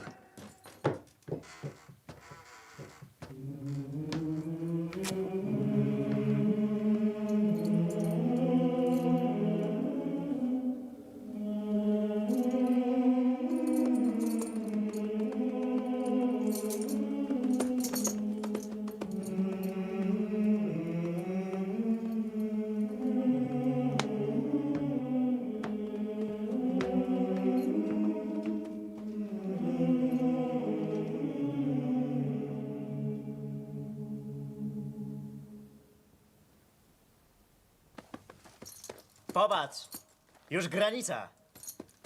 Jak blisko.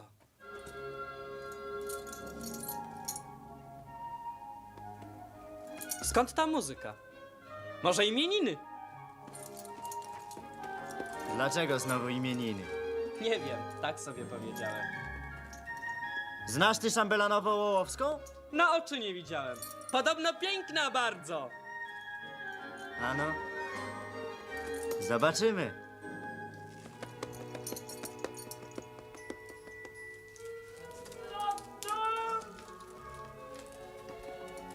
Ale zrój!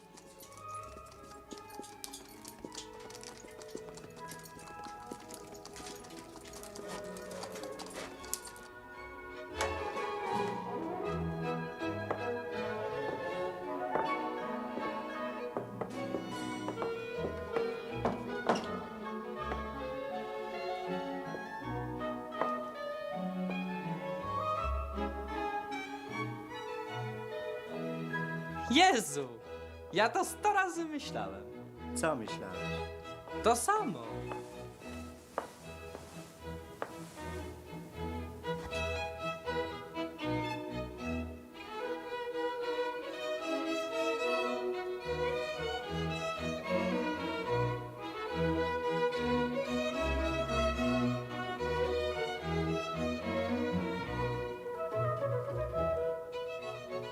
Rada jestem, że mogę powitać panów. Jak to przykro. Wojsko jest we wsi, tyle ich, takie hordy. Żołnierz żołnierza widzi, prawie ręką dotyka. Ognie wciąż palą po nocach i krzyczą, że spać nie można. Nie odwodzi to panów od ryzykownego przedsięwzięcia? Ani trochę. Istotnie to po rycersku, szczerze podziwiam ich męstwo. Pani Szambelanowa. Uprzedzam jednak, że na wypadek ujęcia w sposób najordynarniejszy założą stryk na szyję. Pani Szambelanowa raczy być z nami zupełnie otwarta. Gdyby nasza przeprawa miała sprawić jej jakiekolwiek przykrości... Nie, ja lubię zwalczać przeszkody. Bez tego życie by w nas zastygło z nudów. O pani. Plan jest taki. Na balu będziecie tańczyli dużo i ochoczo, ale w nocy trzeba będzie wyjść bez chwili wahania. Dla nas to tak, jakbyśmy już byli na tamtym brzegu. A więc w nocy zacznie się dla nas wojna. Waszmość tak bez żalu i skruchy rzucasz jednego cesarza dla drugiego? Co do cesarza, uwielbiam tylko jednego. Niech żyje cesarz! Słyszałam o powodzeniach Waćpana od męża, który wie wszystko, co fraki we Wiedniu szeleszczą i drzwi skrzypią. On wprawdzie Napoleona za cesarza dotychczas osobiście nie uznał, więc może to i lepiej, że się zapóźnił we Wiedniu. Czy to może towarzysz pociągnął Waćpana na pole chwały? Zdaje się, że nas obu tknęła jedna iskra. Za rzeką cały kraj na koń siada. Słyszałam. A waszmość, kiedy o siadanie na koń idzie zawsze pierwszy?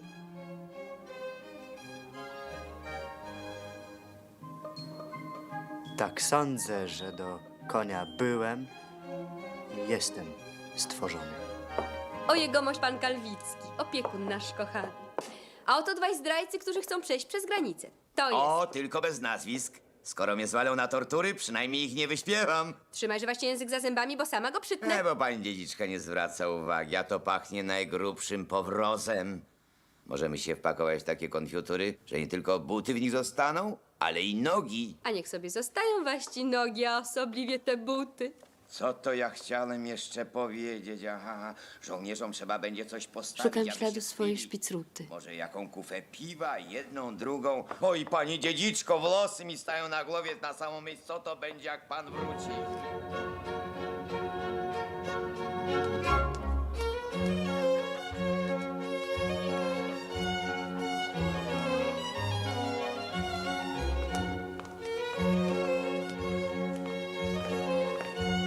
A, witam pana, panie poruczniku. Proszę. Proszę tędy, bardzo proszę, tędy, proszę. Proszę państwa, tędy, proszę. Bardzo proszę.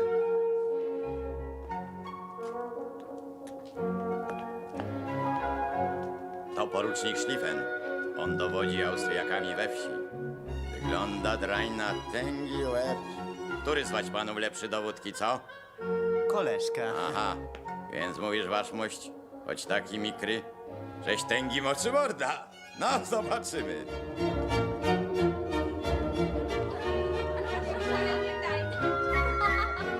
Zawsze mówiłem, że tak.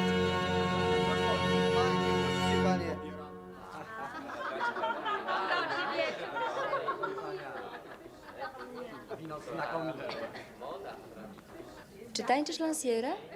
Tańczę. Czy dobrze? Dobrze. Pytam, czy bardzo dobrze. Zdaje mi się. To zaproś mnie do tego tańca.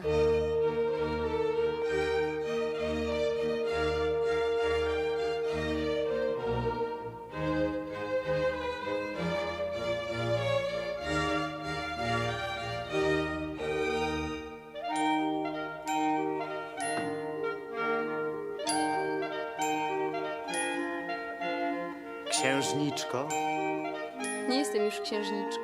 Tamte czasy minęły. poznałaś mnie przecież. Nie umiałam zapomnieć, to wszystko. Wolałbym tu umierać niż rano na rzece. Nie powinnam była. Co, księżniczko? Nie powinnam była pozwolić, abyś jedną chwilę przebywał w progach tego domu.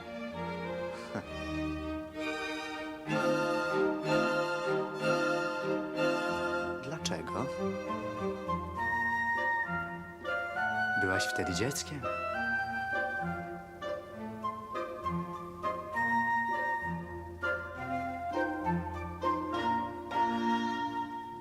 Jakże ja cię chciałam zabić wtedy.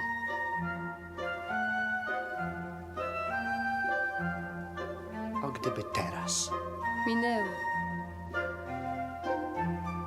Teraz także mógłbym porwać się na ciebie. Milcz, patrzą na nas. Zacznę mówić głośno. Nie zmieniłeś się wcale. A ja? Jesteś jeszcze piękniejsza.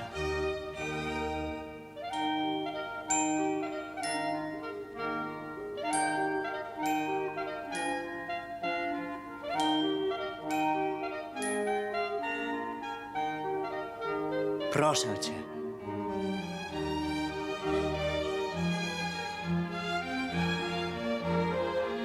O co? Daruj mi jedną chwilę z tobą. Nie wrócisz? Nie. Nigdy? Mogę dać się zastrzelić rano na granicy.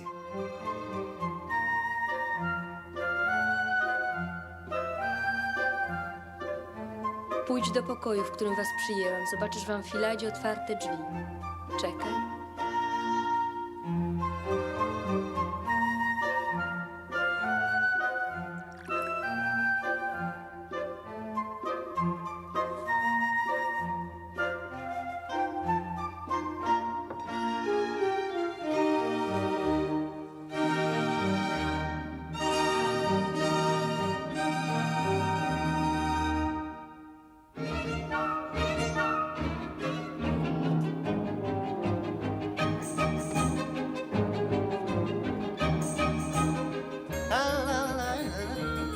Bardzo mi się podobasz na tym balu. A z ciebie tancerz nie lada. Tak sądzisz? O, wierz mi, powinieneś był dawno wstąpić do baletu. Nie byłbyś się tułał po gościńcach. Jesteś złośliwy, mości Cedro, ale nie na długo. Obawiam się, że dziś rano zginiesz. Idź więc do sąsiedniego pokoju i napiszę testament według austriackiej procedury. Zapiszę ci ten fraczek, w którym tak misterne stroiłeś piruety. Pończochy też i trzewiki. Jak śmieszny jest człowiek, któremu zazdrość dziurawi skorupę mózgu. O ciebie?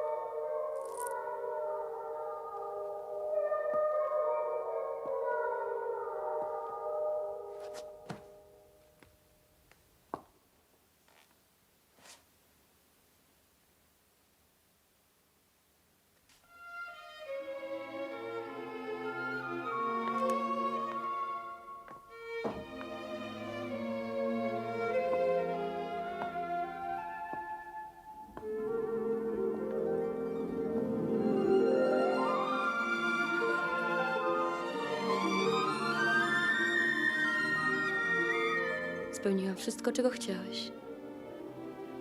Tak. Żegnam cię.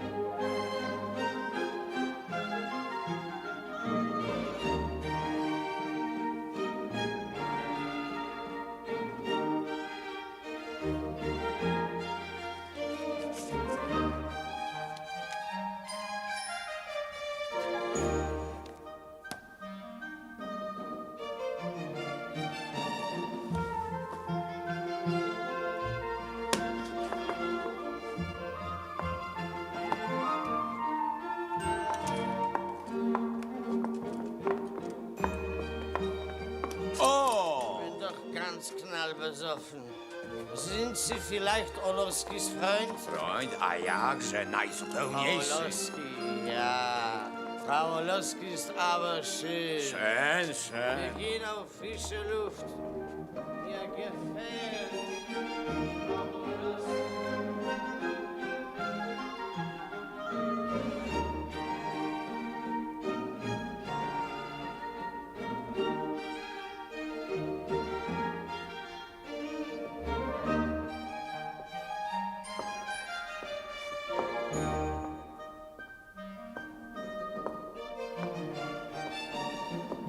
Widzę, żeś sobie milsze zajęcie znalazł od przekradania się przez granicę. Daj spokój. Gdzieś ty był do tej pory?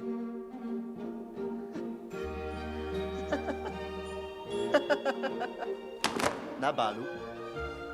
Przez twoje kaprysy wszyscy zginiemy. Nic się nie martw. Złego diabeł tak łatwo nie bierze. Chcesz, to pójdziemy w biały dzień. Aś mi tu fanfaronuj, a ja bym pasy dal. Oficer spyty. Konie czekają, dzień wyłazi. Ach, gdybym ja był twoim ojcem, to bym ci dał. Ano, Bóg strzegł. A niech was wszyscy diabli. Jestem stary, mam żonę i dzieci. Dlaczego miałbym mnie stracić? Nie jadę. Klę się na Boga, nie jadę. Nie jadę!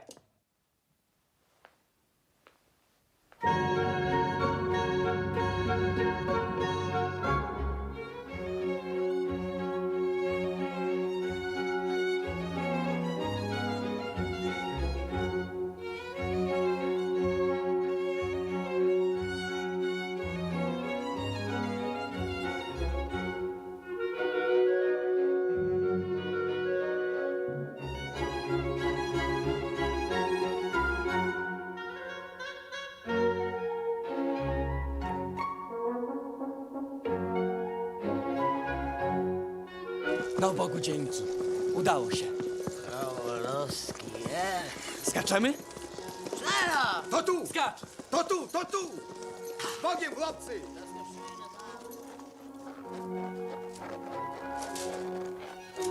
Późno, panowie. Dzień wylazł.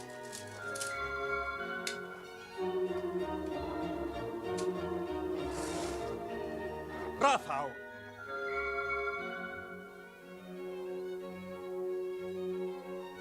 Rafał! Rafał!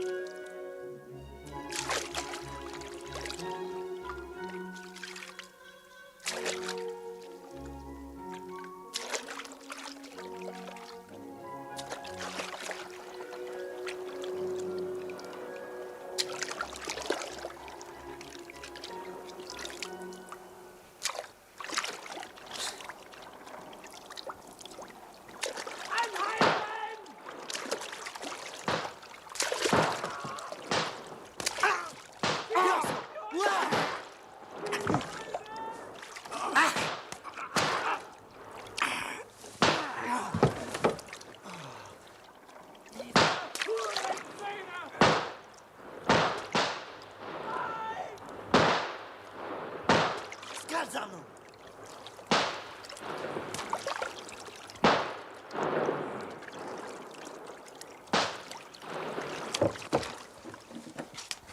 No skacz!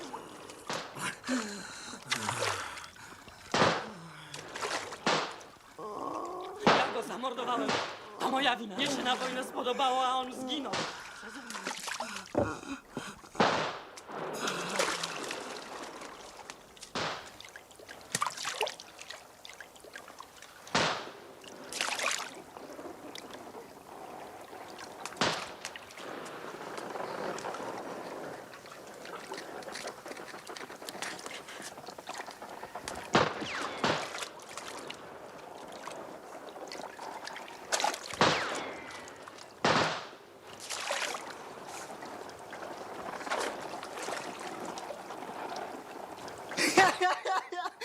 Wiesz co?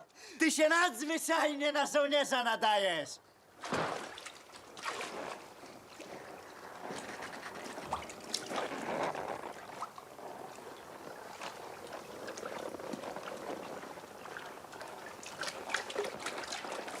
Krzemięgi!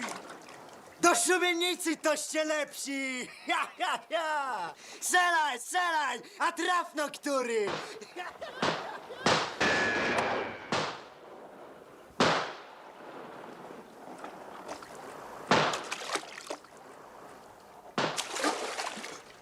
Belzebubu!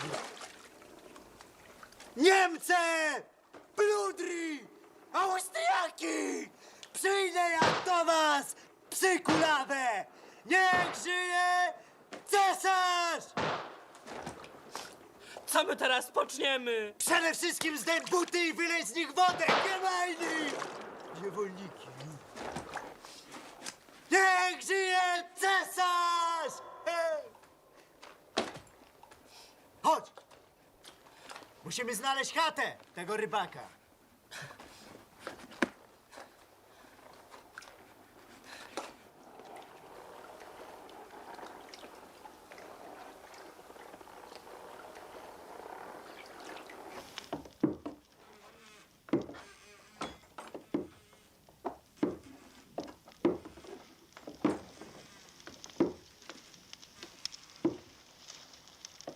Wasz przewozi przez Wisłę?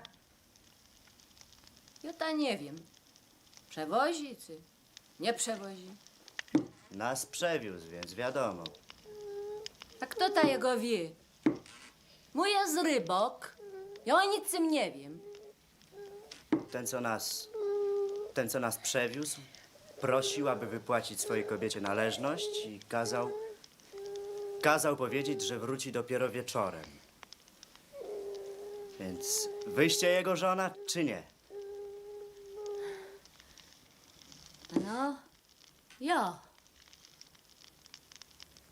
To trzymajcie i to garścią, bo to złoto. Bóg zapłać.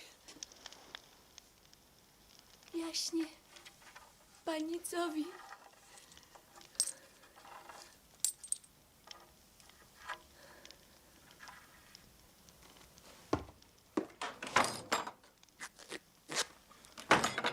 Co robisz, wariacie? Co robisz?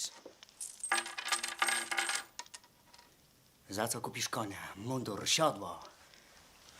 Zbierz te pieniądze i schowaj, słyszysz? Dasz jej 5 dukatów i tak będzie bogata. Rozkazuję ci, słyszysz? Nie dotykaj mnie!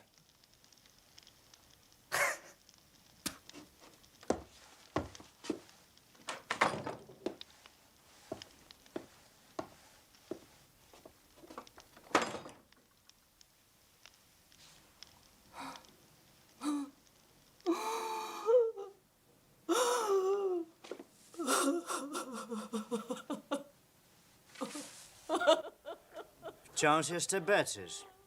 Mówiłem ci już, żebyś mnie zostawił w spokoju. Jeśli chcesz beczyć, to idź osobno, bo gotowi ludzie sobie pomyśleć, że ja cię za uszy do wojska ciągnę. Za co kupisz teraz oficerskie oporządzenie? Wiesz, ile to kosztuje?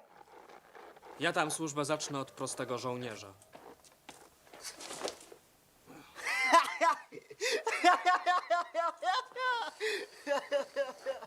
Oszalałeś?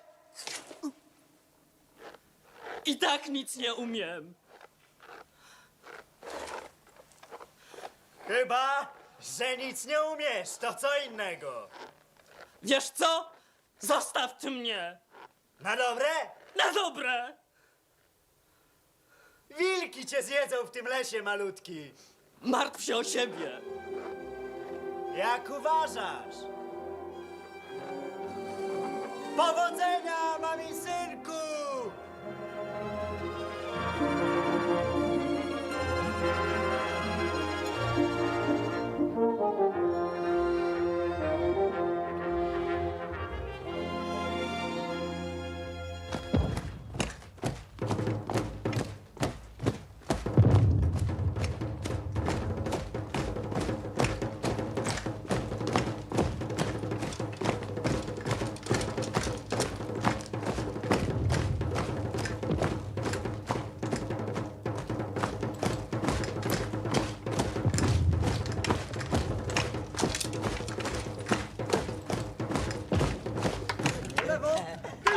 Kolano!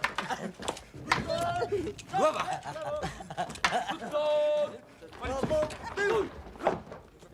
Głowa! Policzek! Noga! Cześć! Aleśmy się wyelegantowali.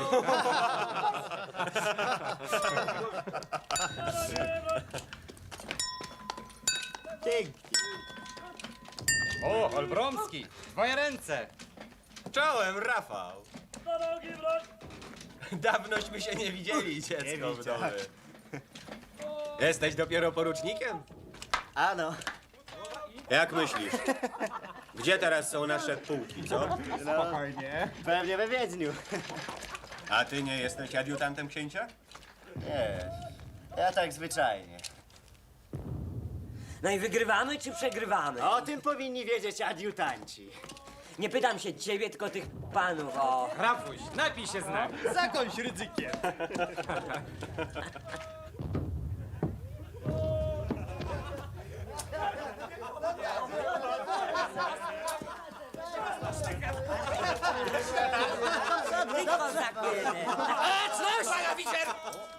Rozkazem Kantem księcia, panowie, od teraz przypomnieć sobie, raczcie, że jesteście żołnierzami. Może kiepskimi, ale jednak. Poza tym, to nie jest majówka. Majówka. Kwietniówka. Baczność! Pan jest adjutantem księcia? Tak, panie generale. Proszę pokazać ładownicę.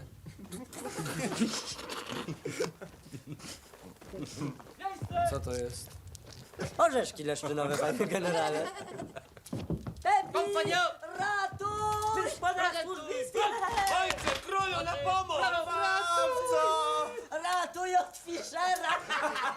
Panowie, do koni!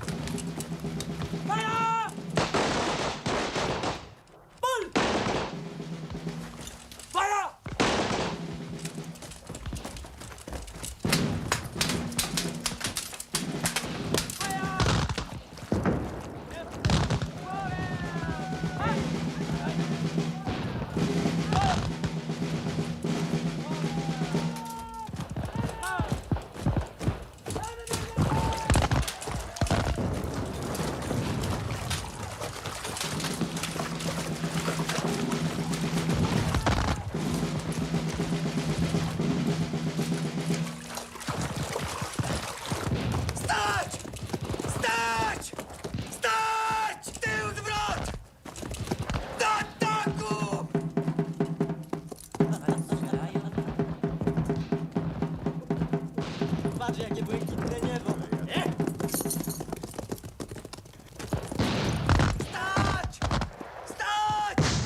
Zawracać! Bić Austriaków! Zawracać! Godebski, pan jest ranny. Dopiero 2 razy! Za mną, bracia!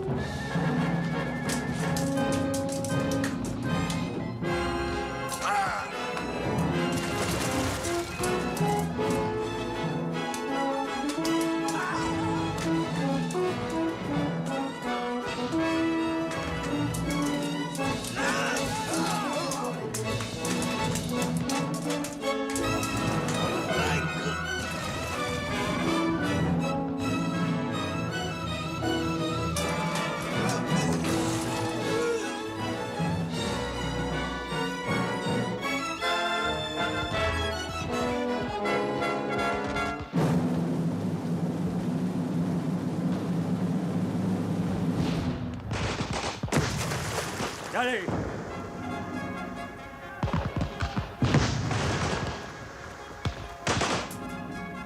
Powiedz generałowi Sokolnickiemu, niech się natychmiast wycofuje. Tak jest.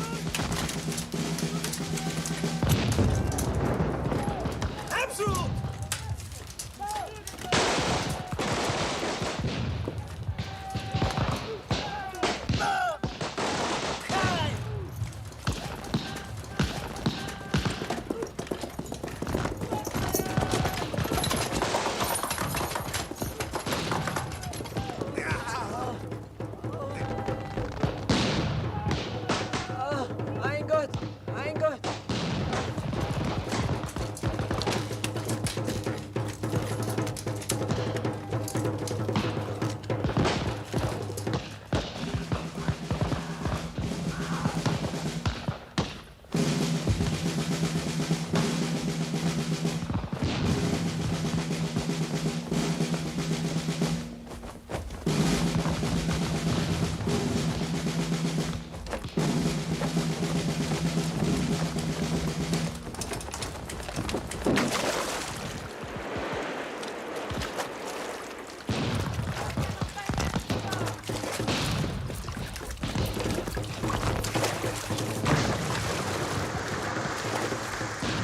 Generale! Generale Sokolnicki, rozkaz księcia wycofać się!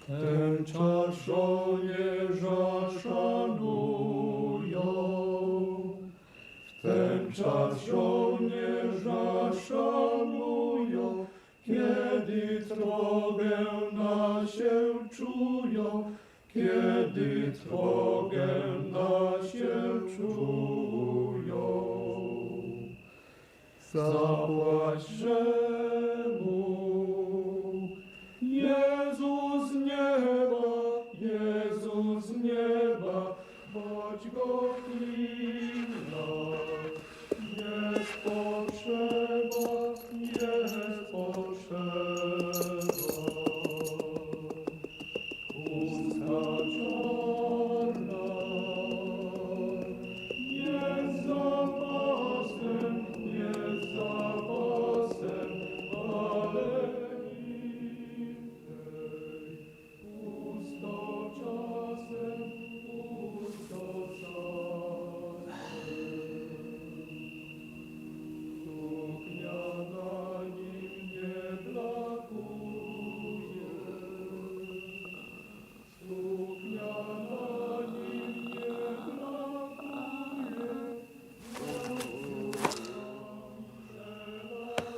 Porucznik Krzysztof Cedro melduje swoje przybycie pod Saragossę. Proszę, proszę. I czego to wać pan szukasz wśród piechoty, szwoleżerze z wciętą talią? Byłem ranny. Mój pułk odszedł na Madryt. Zostałem odkomendowany czasowo pod Saragossę. Wać pan porucznikowałeś w szwoleżerach? Nie, byłem prostym żołnierzem, potem wachmistrzem. Proszę, proszę. Z wachmistrza na porucznika. Dalibóg świat się kończy. Pod Somosierrą było nas takich więcej. Winszuję.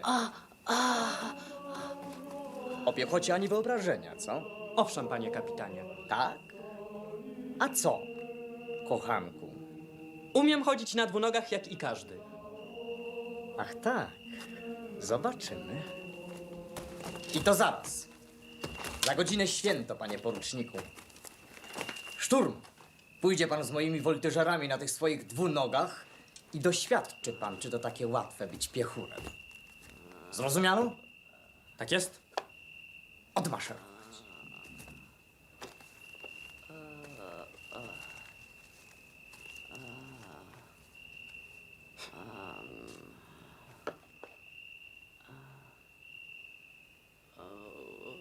I dijo que nunca había leído que algún caballero andante hubiese muerto en su lecho tan sosegadamente y tan cristiano como Don Quijote, el cual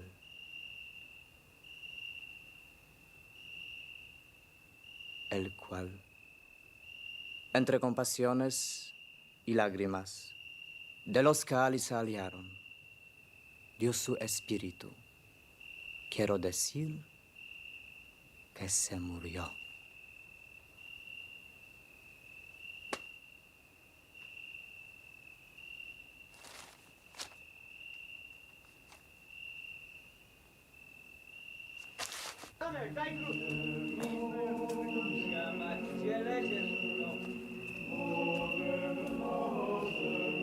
Wybacz mi opryskliwość, Wyganowski. Jestem już trochę zmęczony tym wszystkim, to zbyt długo trwa. Walczyłem kiedyś w Legii Włoskiej, ale sam nie widziałem jeszcze takiej wojny. Cieszę się, że będę służył pod dobrym oficerem. Gdybym mógł panu w czymś pomóc, to... Niczego mi nie potrzeba. Niech mi pan tylko powie, co to jest engracja. To nazwa bramy, a także nazwa ulicy. Dzisiaj będziemy ją zdobywać. Tyś niewiele widział szturmów w swej karierze, nieprawdaż? Niewiele.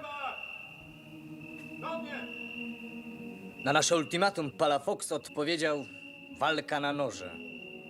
Zobaczymy to przy szturmie.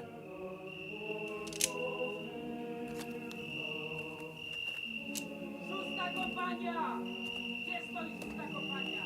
Dalej! W marketanach stoją! Michał! Michał!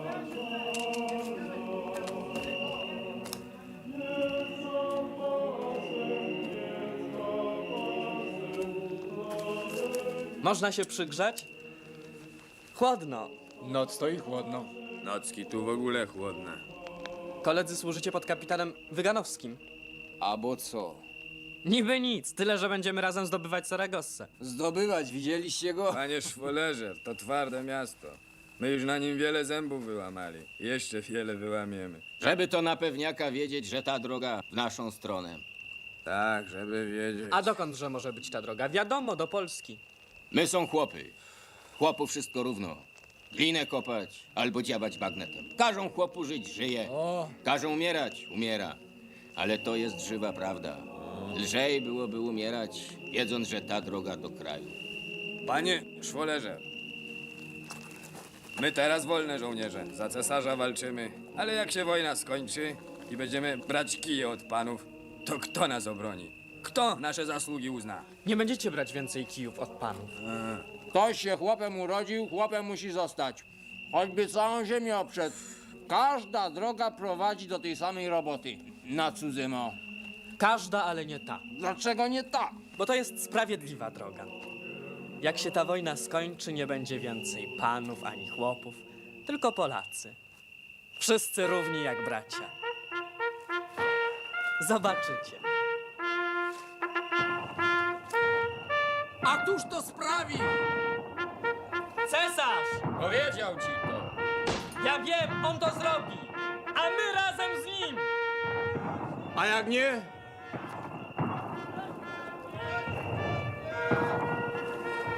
Ale to by było piękne. Jak brat z bratem. Daj Boże.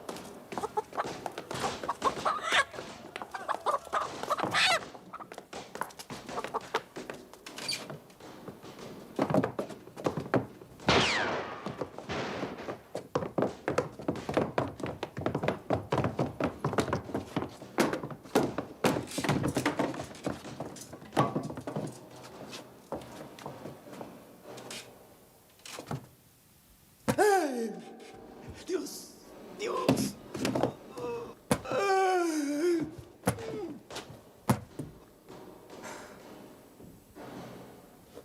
Mamy kokoszki! Chodź no!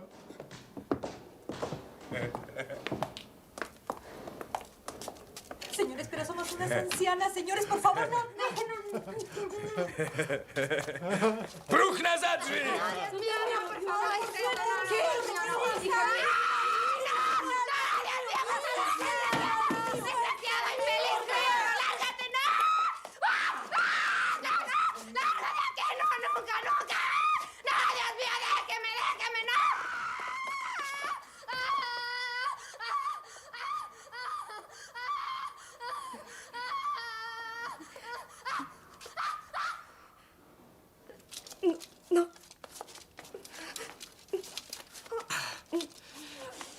No chodź!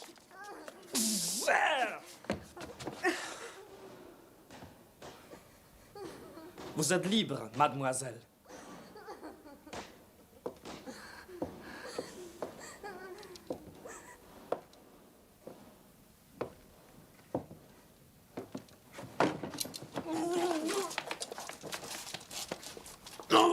Dame el cuchillo.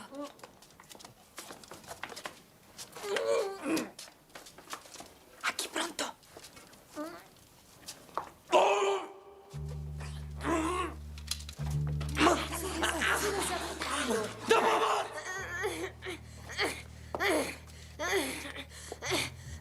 Chłopaki! Spoleżać!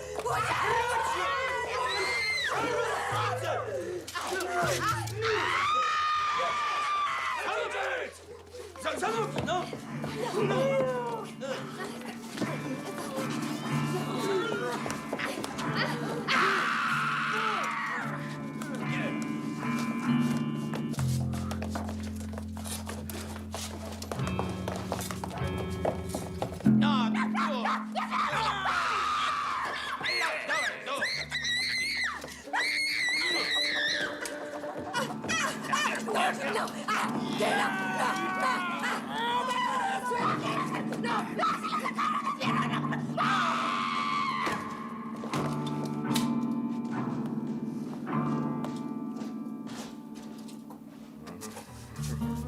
Bracie, zaklinam cię, puść ją! Odczep się! Drugi raz mówię do ciebie, puść ją!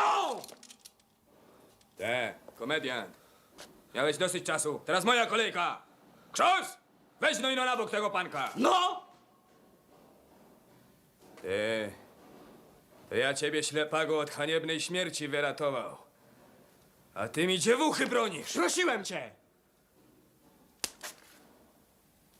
Ja chyba w pułku nie mam ani jednego kamrata. Jak ty doczekasz dzisiejszego wieczoru.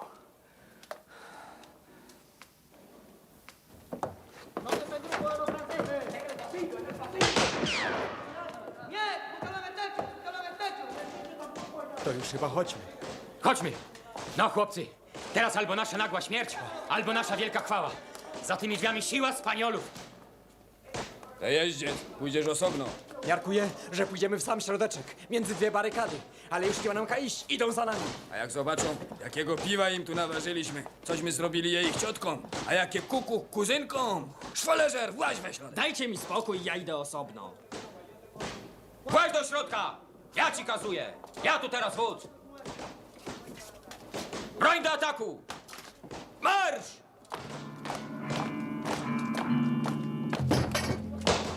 Niech żyje cesarz!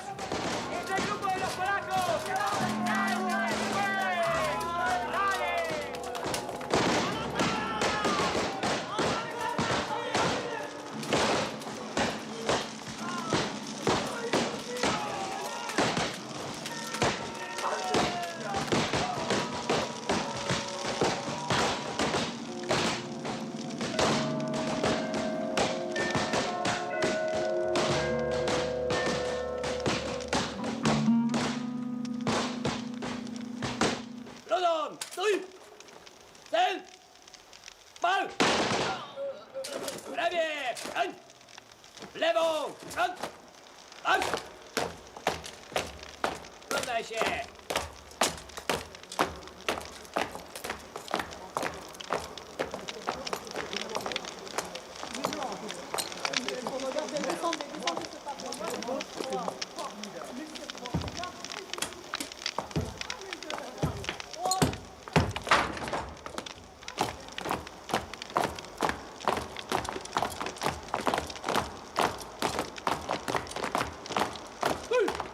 Brawo!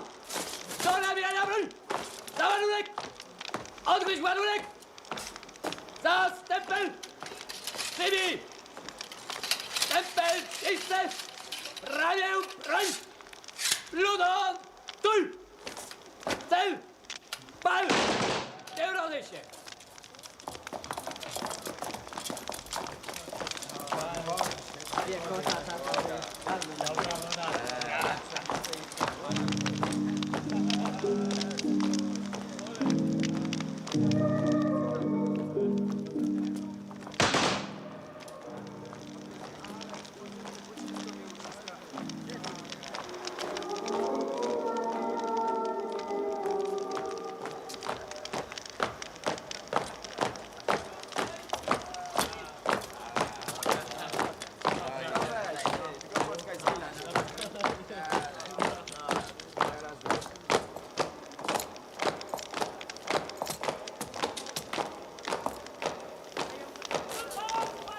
Odznacza się pan. Te chlubne czerwone plamy na polkach. Brawo. Tak, zamordowałem dziś niejednego człowieka. Bardzo pięknie, młodzieńcze. Jednego zatłukłem nawet własnymi rękami. Od tego jest wojna, aby każdy miał sposobność mordować, ile tylko dusza zapragnie. Należy ci się nagroda. O, chcesz którąś z tych mniszek? Panny jerozolimskie, cały bukiet. Jest tylko pewna przykrość. Ani jednej blondynki. No, ani jednej na lekarstwo.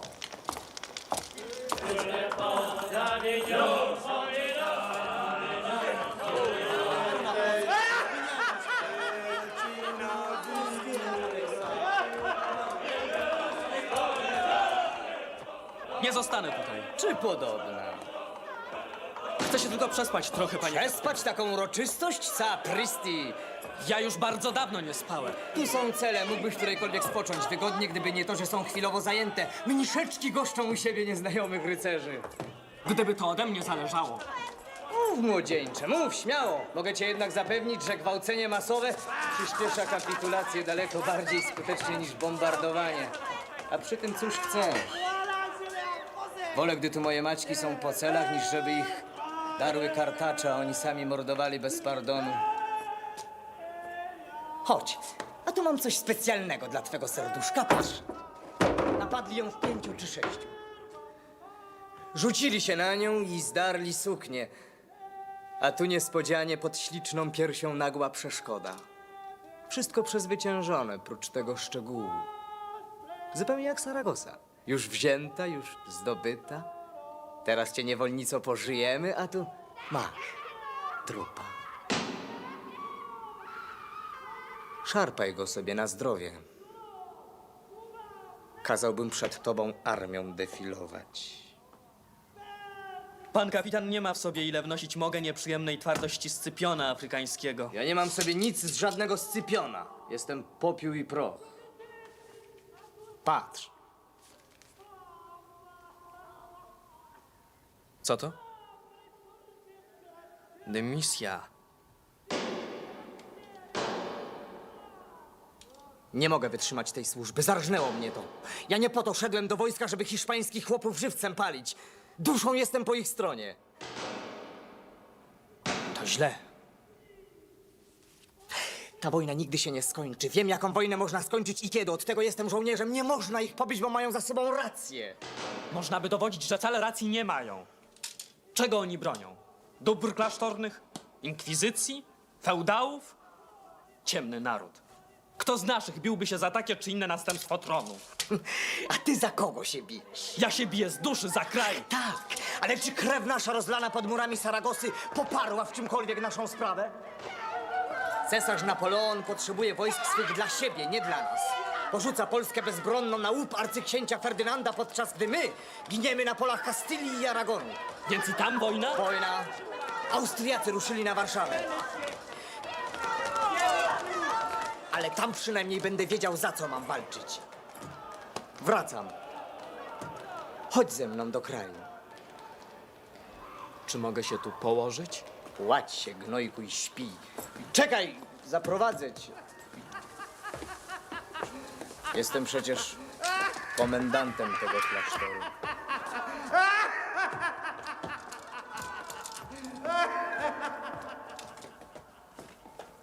Poczekaj.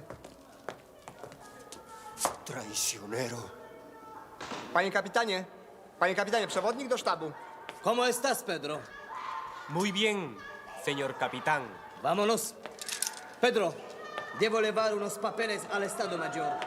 Llévame por el camino más corto. Con todo gusto, señor capitán. ¡Jesús!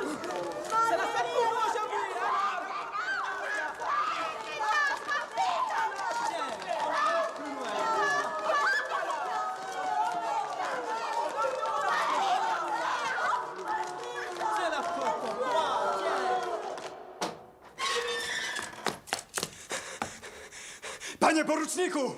Cicho! Panie poruczniku! Panie poruczniku! Co to? Nieszczęście, panie poruczniku! Kapitana nam zabili! Kogo? Kapitana Wyganowskiego! Kto? Kiedy? Hiszpan przewodnik!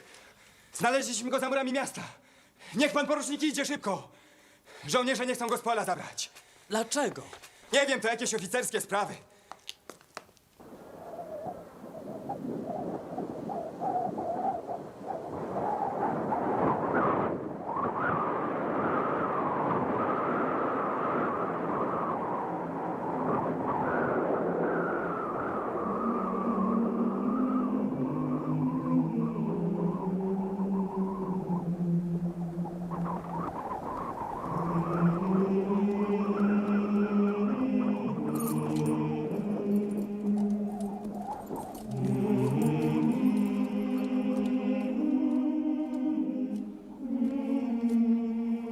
Kapitanie.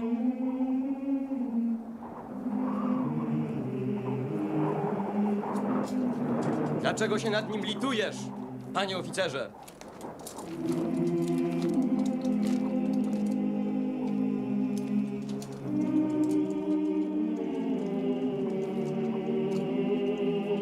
To zdrajca, niegodny polskiego munduru. O dymisję prosił! Skórę własną chciał ratować. To tchórz regat!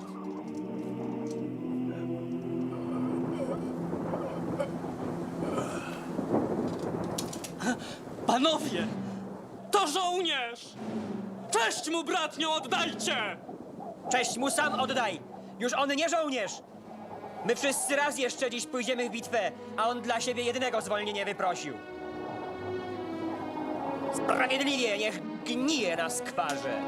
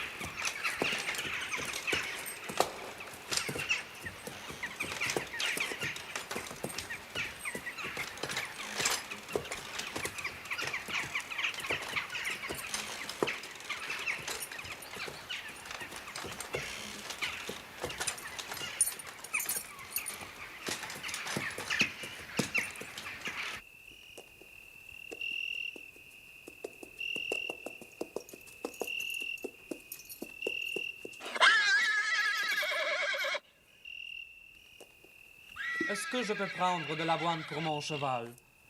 Attention, mon vieux, je crains qu'il y ait un truc.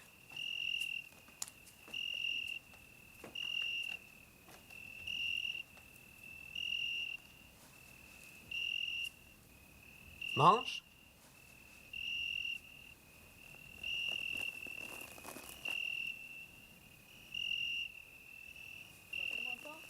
Alors, tu vois cette chaleur accablante. On est tellement fatigué.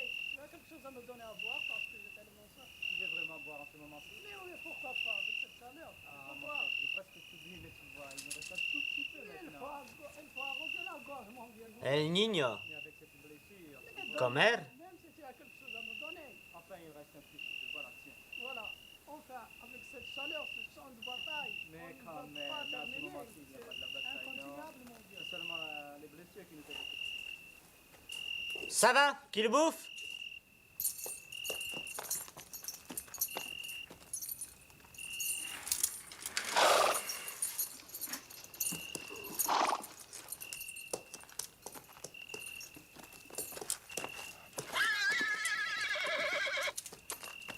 Ça va le polonais? Ça va. Adieu mon petit.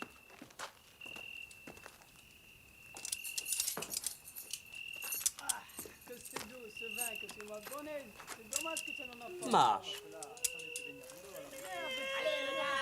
No jedz, jedz malutki. No nie płacz, dlaczego płaczesz?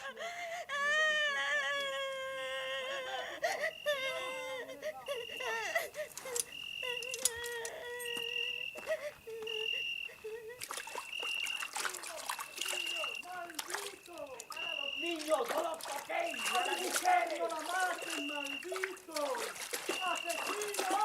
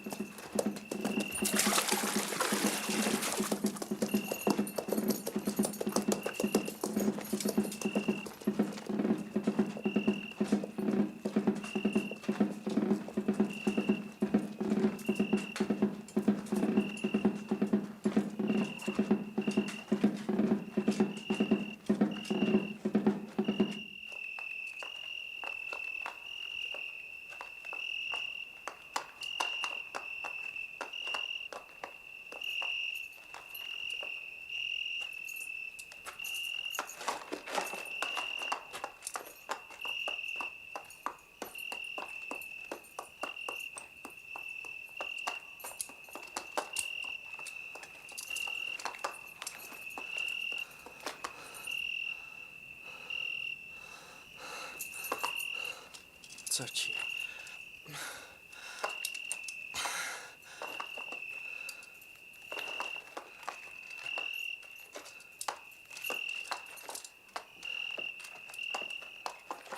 Bartek.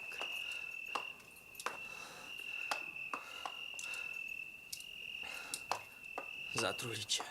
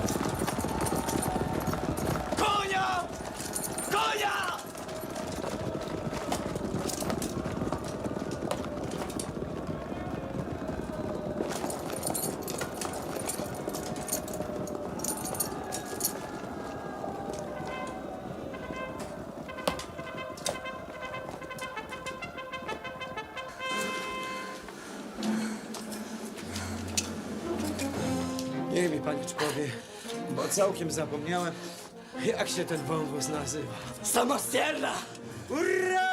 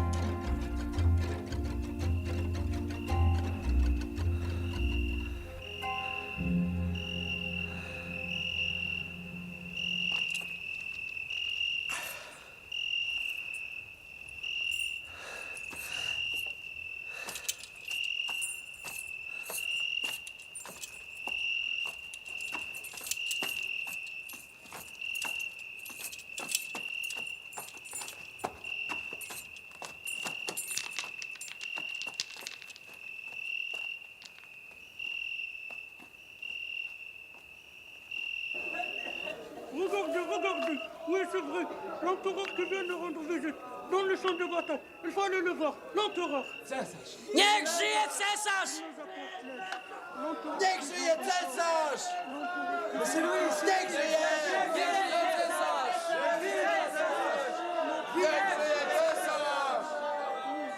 Niech żyje! Niech żyje cesarz! Niech żyje cesarz! Niech żyje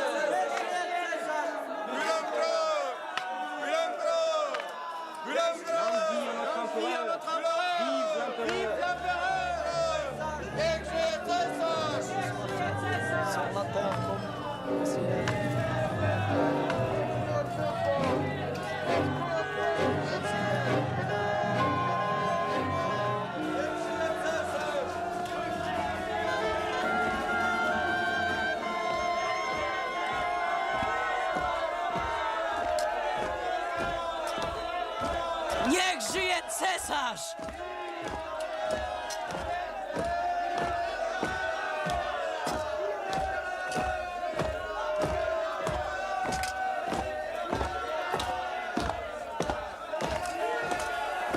Sir!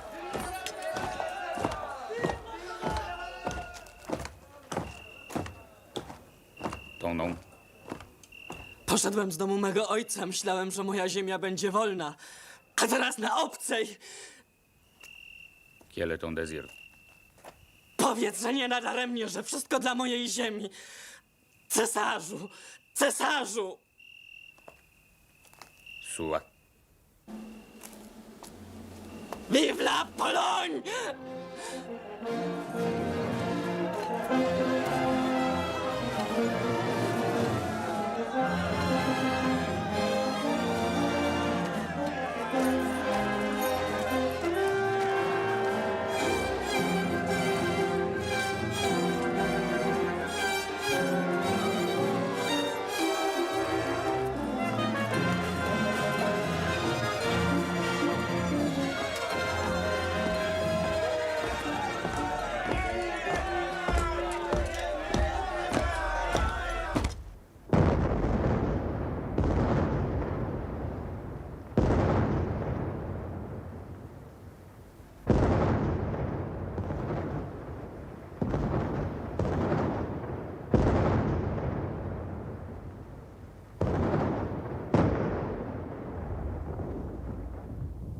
Ja tu nikogo nie puszczę!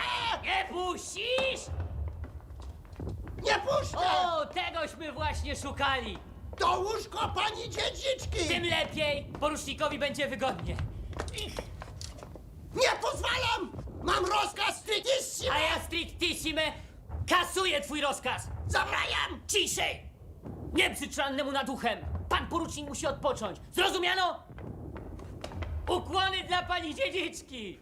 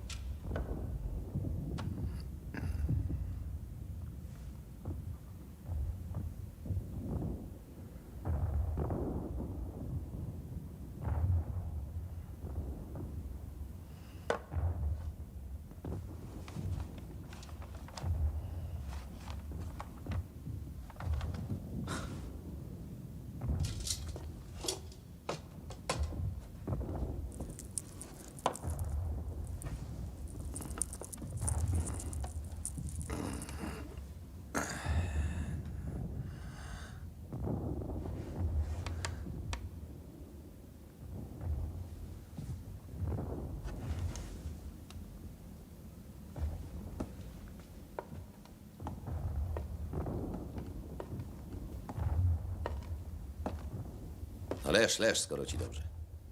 Mówił mi chirurg, że cię ranili. Gdzie? W ramię, panie generale. Pytam, w jakiej bitwie? Chirurg niech się pieści twoją tkliwą raną, nie ja. W potyczce. To jest... Co jest? Na patrolu, panie generale. Godność? Olbromski. Był kadet Olbromski. W rycerskiej szkole. Potem oficer za Rzeczypospolitej. Mój brat starszy. Aha.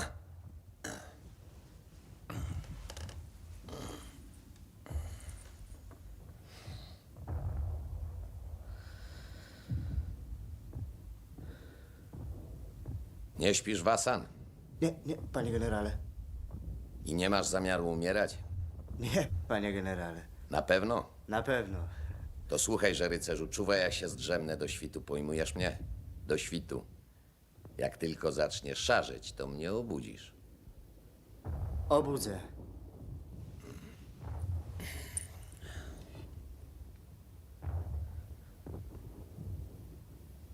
Panie generale? Panie generale? Czego jeszcze?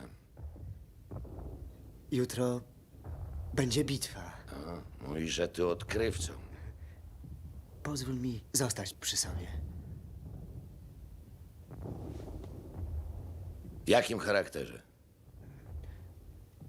W charakterze... No prędzej. Adiutanta a la suite. O. Nie mam do tego prawa. Jestem tylko generałem brygady. A ty rannym oficerkiem. Jak zostanę naczelnym wodzem, nie zapomnę, żeśmy spali w jednym łóżku. Nie wiem, gdzie jest mój pułk. Pozwól mi zostać przy sobie, póki go nie odnajdę. No dobrze. Obudź mnie, Wasan. I zamilcz teraz z łaski swojej. Idź do diabła.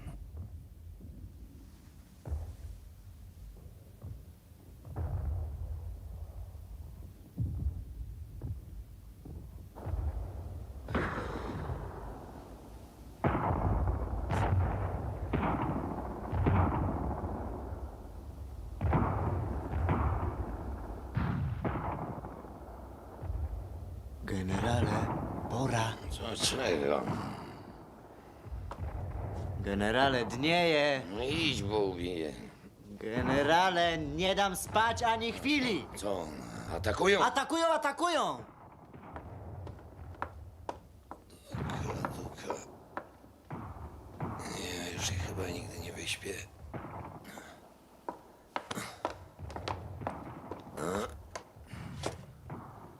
W imię Boże, zaczynamy. Pan generał raczył pozwolić zostać przy sobie. No i co ja mam z tobą zrobić, powiedz, no? Co? Jako adiutant. Aha. Ty sobie wyobrażasz, zdaje się, że my do Sandomierza przyszliśmy balować, co? Otóż wiedz, że Austriak ciągnie nad ten rynsztok w sile 4 na 1. Że to nas garstka została, reszta w Hiszpanii. Rzeź będzie. Losy kraju się ważą. A gdzie twój pułk stoi, co? Właśnie tego nie wiem. No to się dowiesz, pikwita. Panie generale... Po niemiecku umiesz, co? Umiem? Będziesz mi potrzebny jako tłumacz, uważasz? Na wypadek, jakbyśmy jeńca pojmali. A czego rozpięty chodzisz jak mamka? Bandaż. A, bandaż. Pokaż się. Pierwszy pułk, co? Pod Szczewem byłeś? Byłem. A pod Gdańskiem? Byłem, panie generale. Olbromski. Podobny jesteś do tamtego. Zacny był oficer, choć sentymentalista i mazgaj. No, w drogę.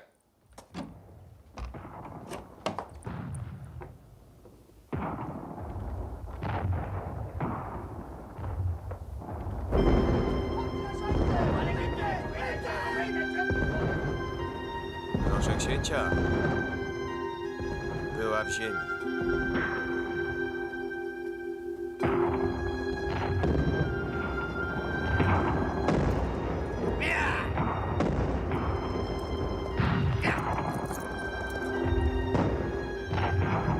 Rafał? Olbromski? Więc i ty między żołnierzy. A książę pan też z nami. Niezupełnie ja nie z chęci walczenia z Austriakami jestem w Sandomierzu.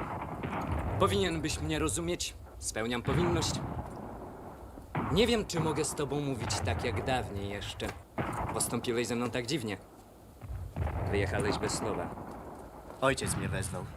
Nie trudź się, ojciec pisał do mnie pytając, gdzie jesteś. Wspominaliśmy cię nieraz z mistrzem katedry. Czy znajduje się tu gdzieś Major de Witt? Nie. Gdzież jest? Przed Bogiem. Mistrz katedry zginął. W walce przeciwko nam. A w jakim celu książę pan jest tutaj w bitwie? Przypatruję się, jak to mam we zwyczaju biegowi rzeczy ludzkich. Dziwny cel w chwili nieszczęścia kraju. Tak sądzisz? Byłem w bitwie. Tam trzeba iść z wiarą w skuteczność boju. Kto by szedł patrzeć, jak umierają inni? Mówisz jak żołdak. Można dostrzec inne jeszcze miejsce w bitwie dla siebie. Nie rozumiem! Bo też złym byłeś uczniem twardego karku i zmyslowych oczu. Skąd idziesz? Od generała Sokolnickiego. Z dobrą wieścią. Z dobrą. Pamiętaj, żebyś mi świętego Jakuba szanował. Cóż ja mogę?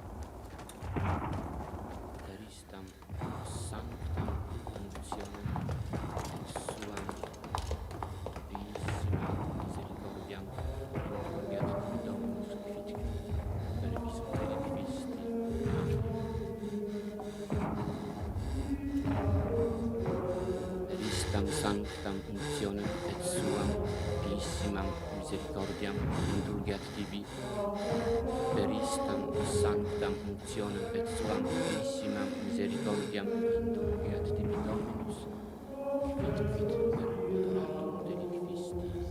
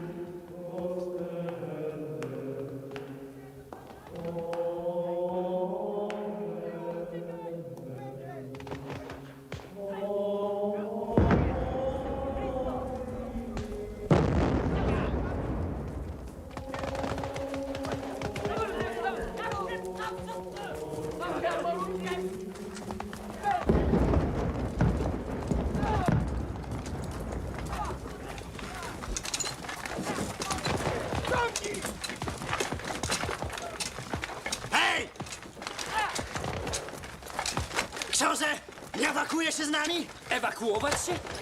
Lada moment będą to Austriacy!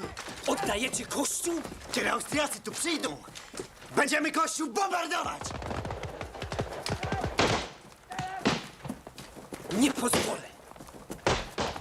Stójcie! Nie dajcie świętego Jakuba! Stójcie na miłość boską! Stójcie!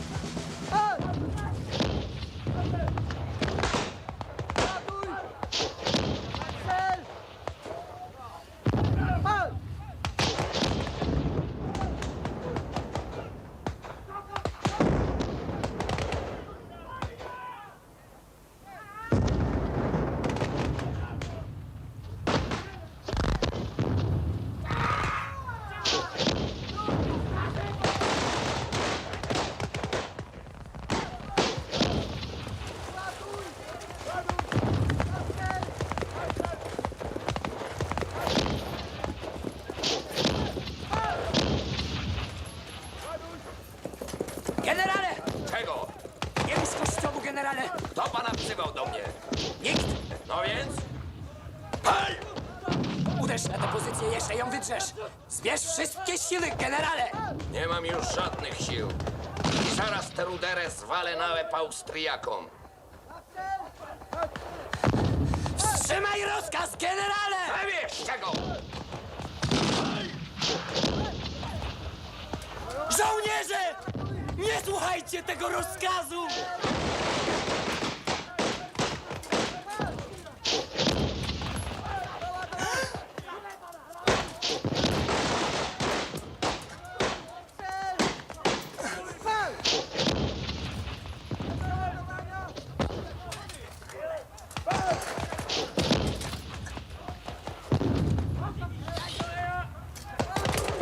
Do mnie, dzieci wdowy!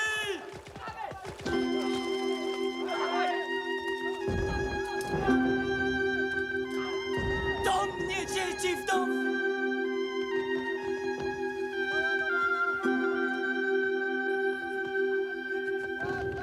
Wyrwij im ląd i zgaś!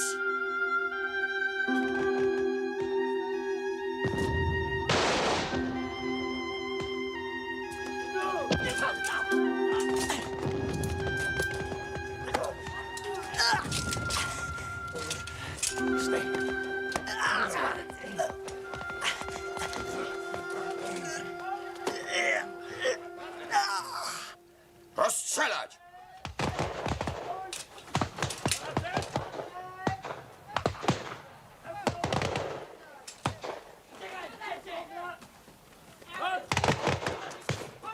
Zostajesz zdegradowany.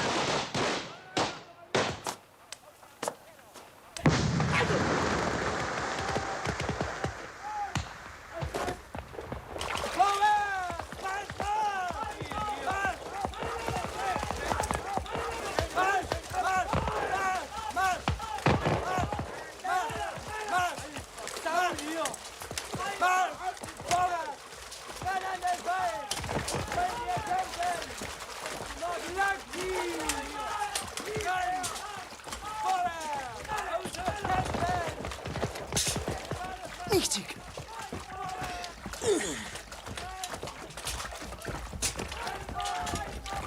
Tam, gin tu!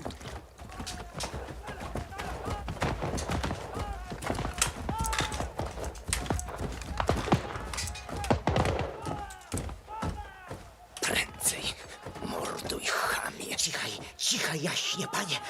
Nie waż się mówić!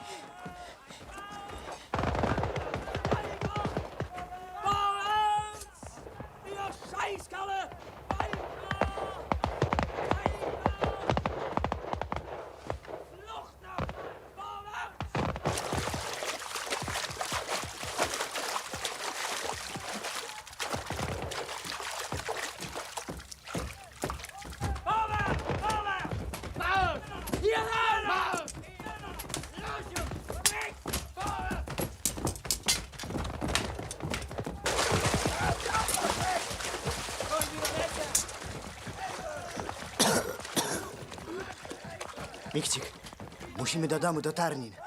Książę nam umiera.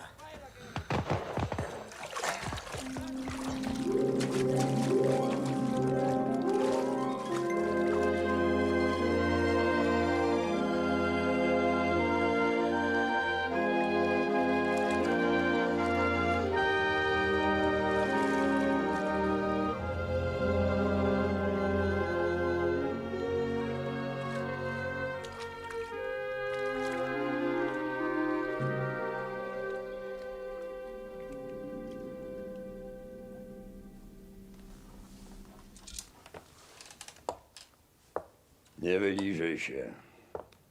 Szablą pchnięty? Bagnetem. 3 dni i 3 noce uciekaliśmy bez wytchnienia. A przed kim to uciekaliście, mości dobrodzieju?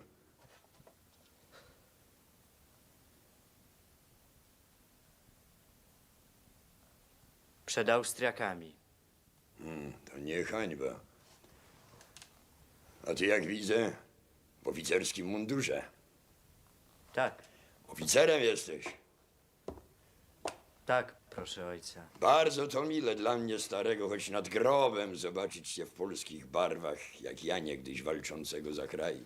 Ja, wysłany przez generała, odcięty od oddziału. Matkę Waćpana Bóg raczył książę. wezwać do siebie. Zofka Mamo. przy nadziei, mąż do wojska poszedł za Napoleonem.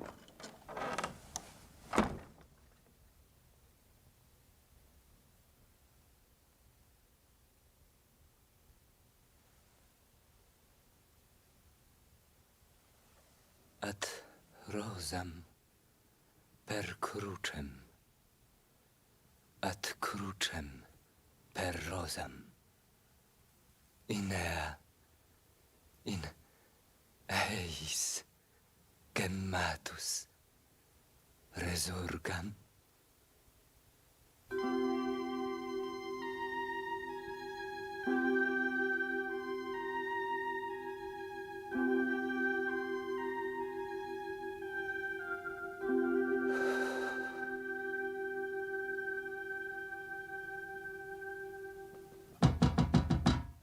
Austriaki!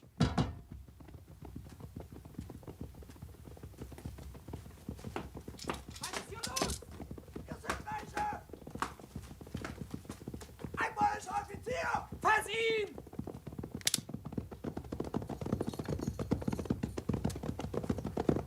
Achtung!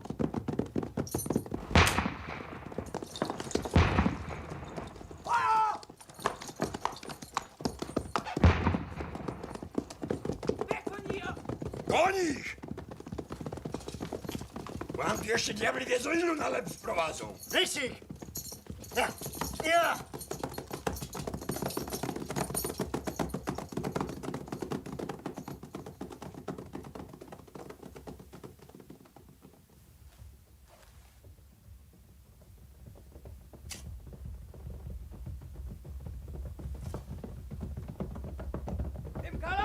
Kasper! Zbieraj się, leć do wsi! Podaj chłopów na pomoc! Bierz Zofkę!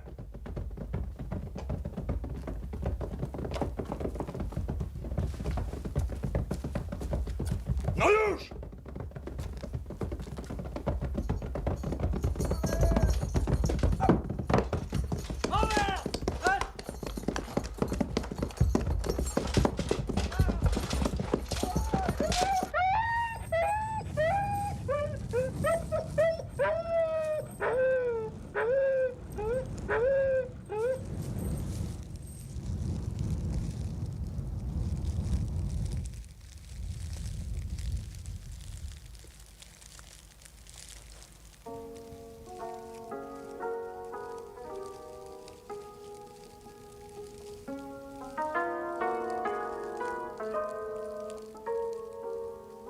Nie mogłeś go bronić, łajdaku! Tyć ja go bronił, ale chłopy nie przyszli z pomocą.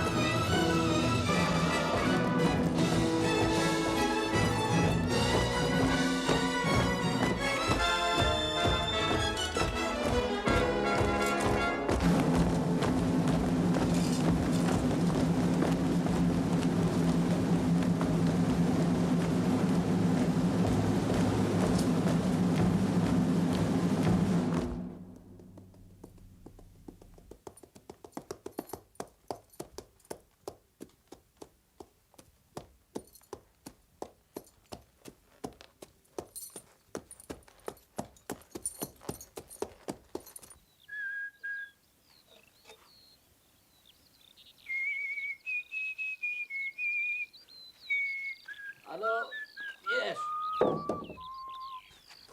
Razem.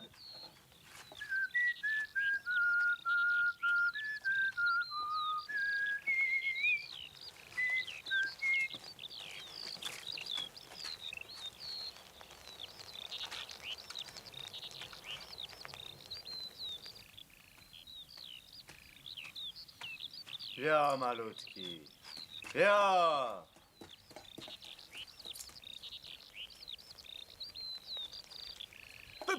Panie poruczniku! Melduję, że...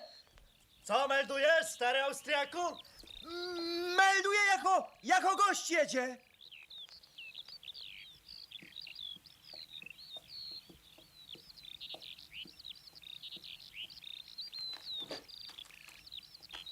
Krzysztof!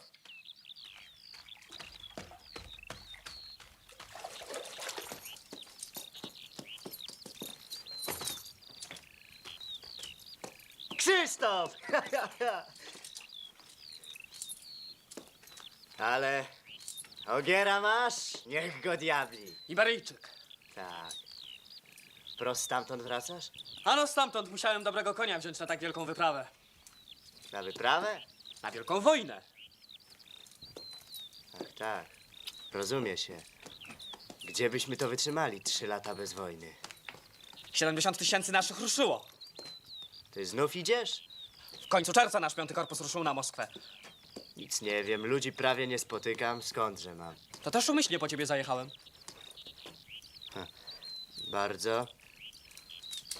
Bardzo się cieszę. A ja, jak widzisz, dom stawiam. Dom budujesz. A co myślisz? Objąłem ziemię, muszę się wreszcie wziąć do pracy. Wiecznie będę bąki zbijał.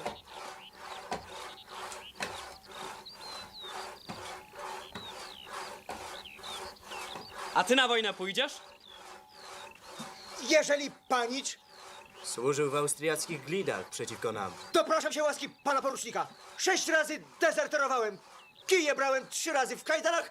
Przed sądem stawałem. Nijak nie mogłem się do swoich dobić. Przeszedł na naszą stronę pod Sandomierzem. Teraz u mnie burmistrzuje.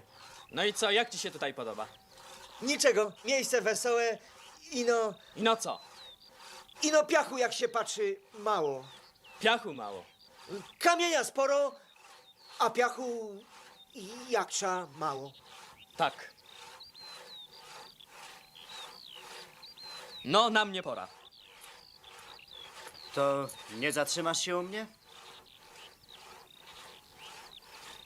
Już zbyt daleko zabłądziłem z drogi.